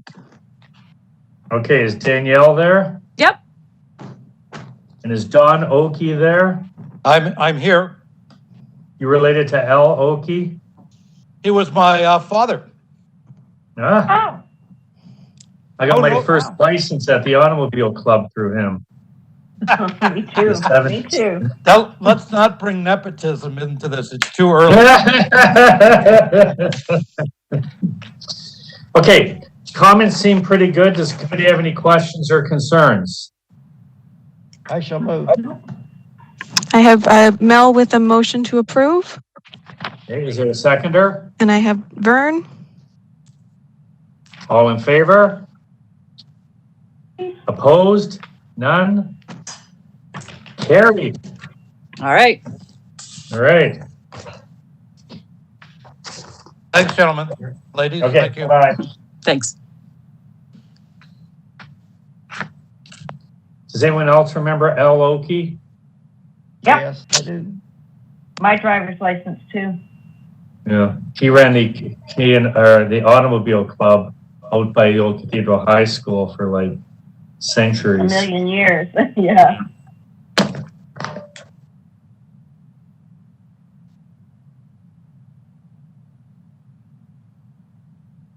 All right, so we are now hearing FLA 2285 for 35 Taylor Crescent in Flamborough. And we have the agent registered to speak as well as the owner. But I don't believe the agent is on the line, just the owner. Okay, Matthew, are you on the line? Matthew? Lucas? Anybody? How are you?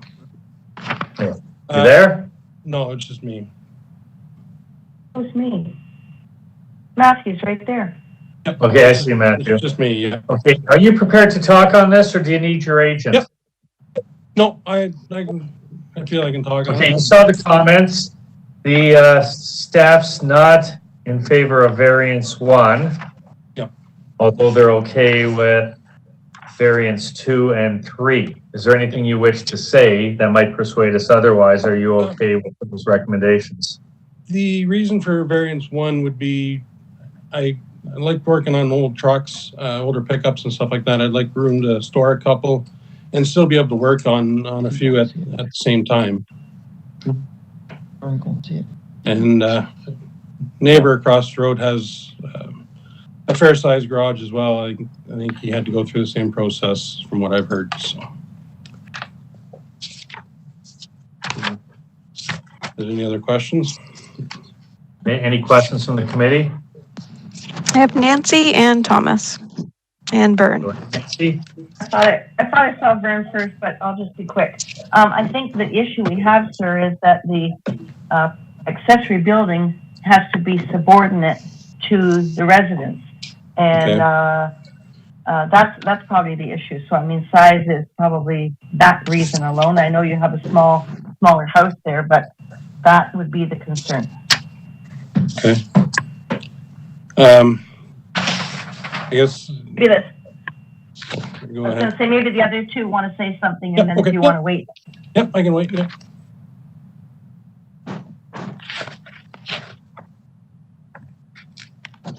Yeah. So we have Vern and then Thomas. Go ahead. Yeah, I visited this site yesterday, and granted, the house is small. It looks to me like it's about 30 by 30. Yeah. And if I figure that out, it's about 85.2 square meters. The garage computes about 146 square meters, which overshadows the size of the house. Now, there's already a garage there. Yeah. The existing garage will be torn down. There's a garage that sits to the right of the house, and just a bit back of it. I don't know how big that garage is, but I can't see any reason to put a building this size on that lot. And I don't know what neighbors have, but I know when I looked at it, my immediate reaction was, this thing can't happen. So I would make a motion to deny at an appropriate time. Okay, who else wanted to speak? Was it Nancy? I was Thomas. Thomas, sorry. I was just going to, whoops, I've done it again. The neighbor across the street, is his house bigger than yours? Yes. A lot bigger than yours? I believe mine might be a touch bigger. But it's a bigger house. Yes. His house is bigger than mine. Yes. I agree with Laverne's comments. That was my reaction as well. You just take one look and say, it just doesn't look like it should happen. Okay. The existing garage there will be torn down. So that will be gone. The lot is fairly deep on my property, so there's probably about 50 or 60 feet behind where the garage would sit. And I'm amenable to other things as well. And I was wondering about the percentage of the lot coverage that does not meet that aspect. Okay, Matthew, you might want to consider, since two of the variances were okay by staff, and the first one's considered at large, and some of the members of the committee have already voiced their concerns. Yep. One of your options is to table it and perhaps scale it back a bit so it's still functional for you. Yep. Then you can come back and say you want a variance instead of 145, something less, and that might go through. If it proceeds now and it gets turned down, then it's done. Yeah. Is there I don't know, maybe you can't say, but is there a square footage that would be acceptable to We really everybody, can't say that. But what most people do is they'll go to the person that wrote the comment or someone at the staff to say, okay, you don't like 145, how about this?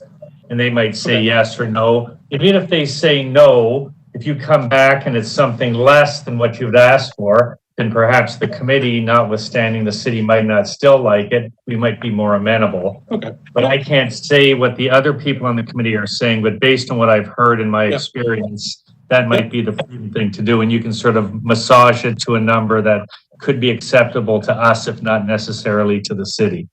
Yeah. And still works at the same time. Yeah. And we always like to see someone come back with something different. Yeah. Fair enough. No. So can we table it? Yeah, that would be the better approach of not accepting it. The table. Dale, motion for tabling, seconded. By Mel. No? Okay, all in favor? Hopefully you come back with something good and you can get what you want. in a compromised fashion. Yeah. Thank you. See you in a bit. Yep. Thank you very much. Bye. Okay. Bye-bye.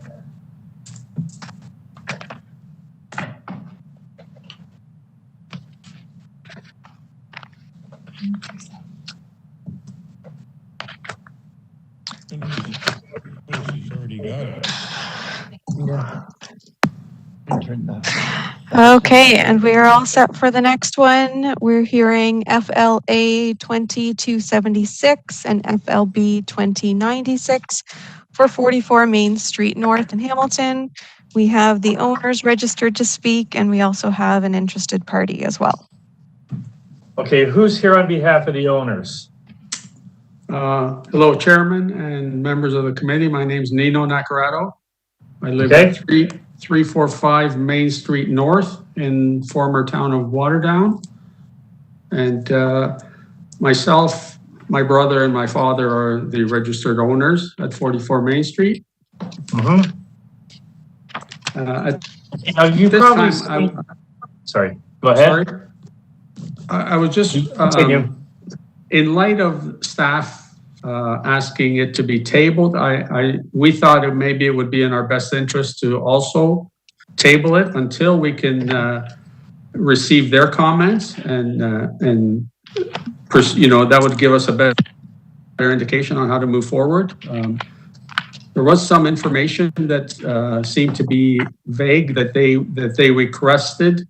We were assuming, because it's an existing house, that the height and the landscaping and the driveway were all existing. So we assumed that it was within the zoning, because it's been there for many years. So it would give us an opportunity to provide a little more information to staff, just to clarify the application. Yes, Nino, based on what I've read, the comments and the recommendations, I think that's a very prudent thing to do. Mm-hmm. So on that basis, I'm going to ask for a motion for tabling till this gets a bit more resolved and it can be brought back accordingly. Bob, motion, seconded. Nancy. Nancy, all in favor? Opposed?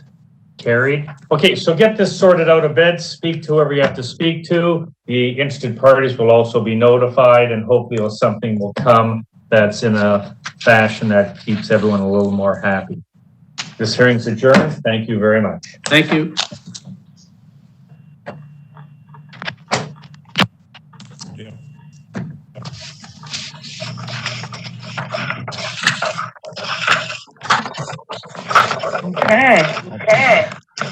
Okay, and that's it. That's all.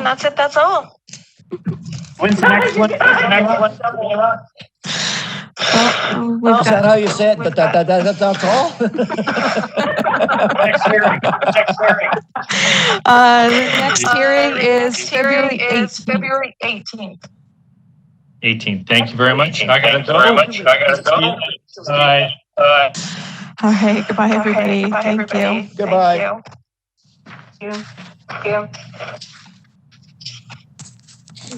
Holy shit.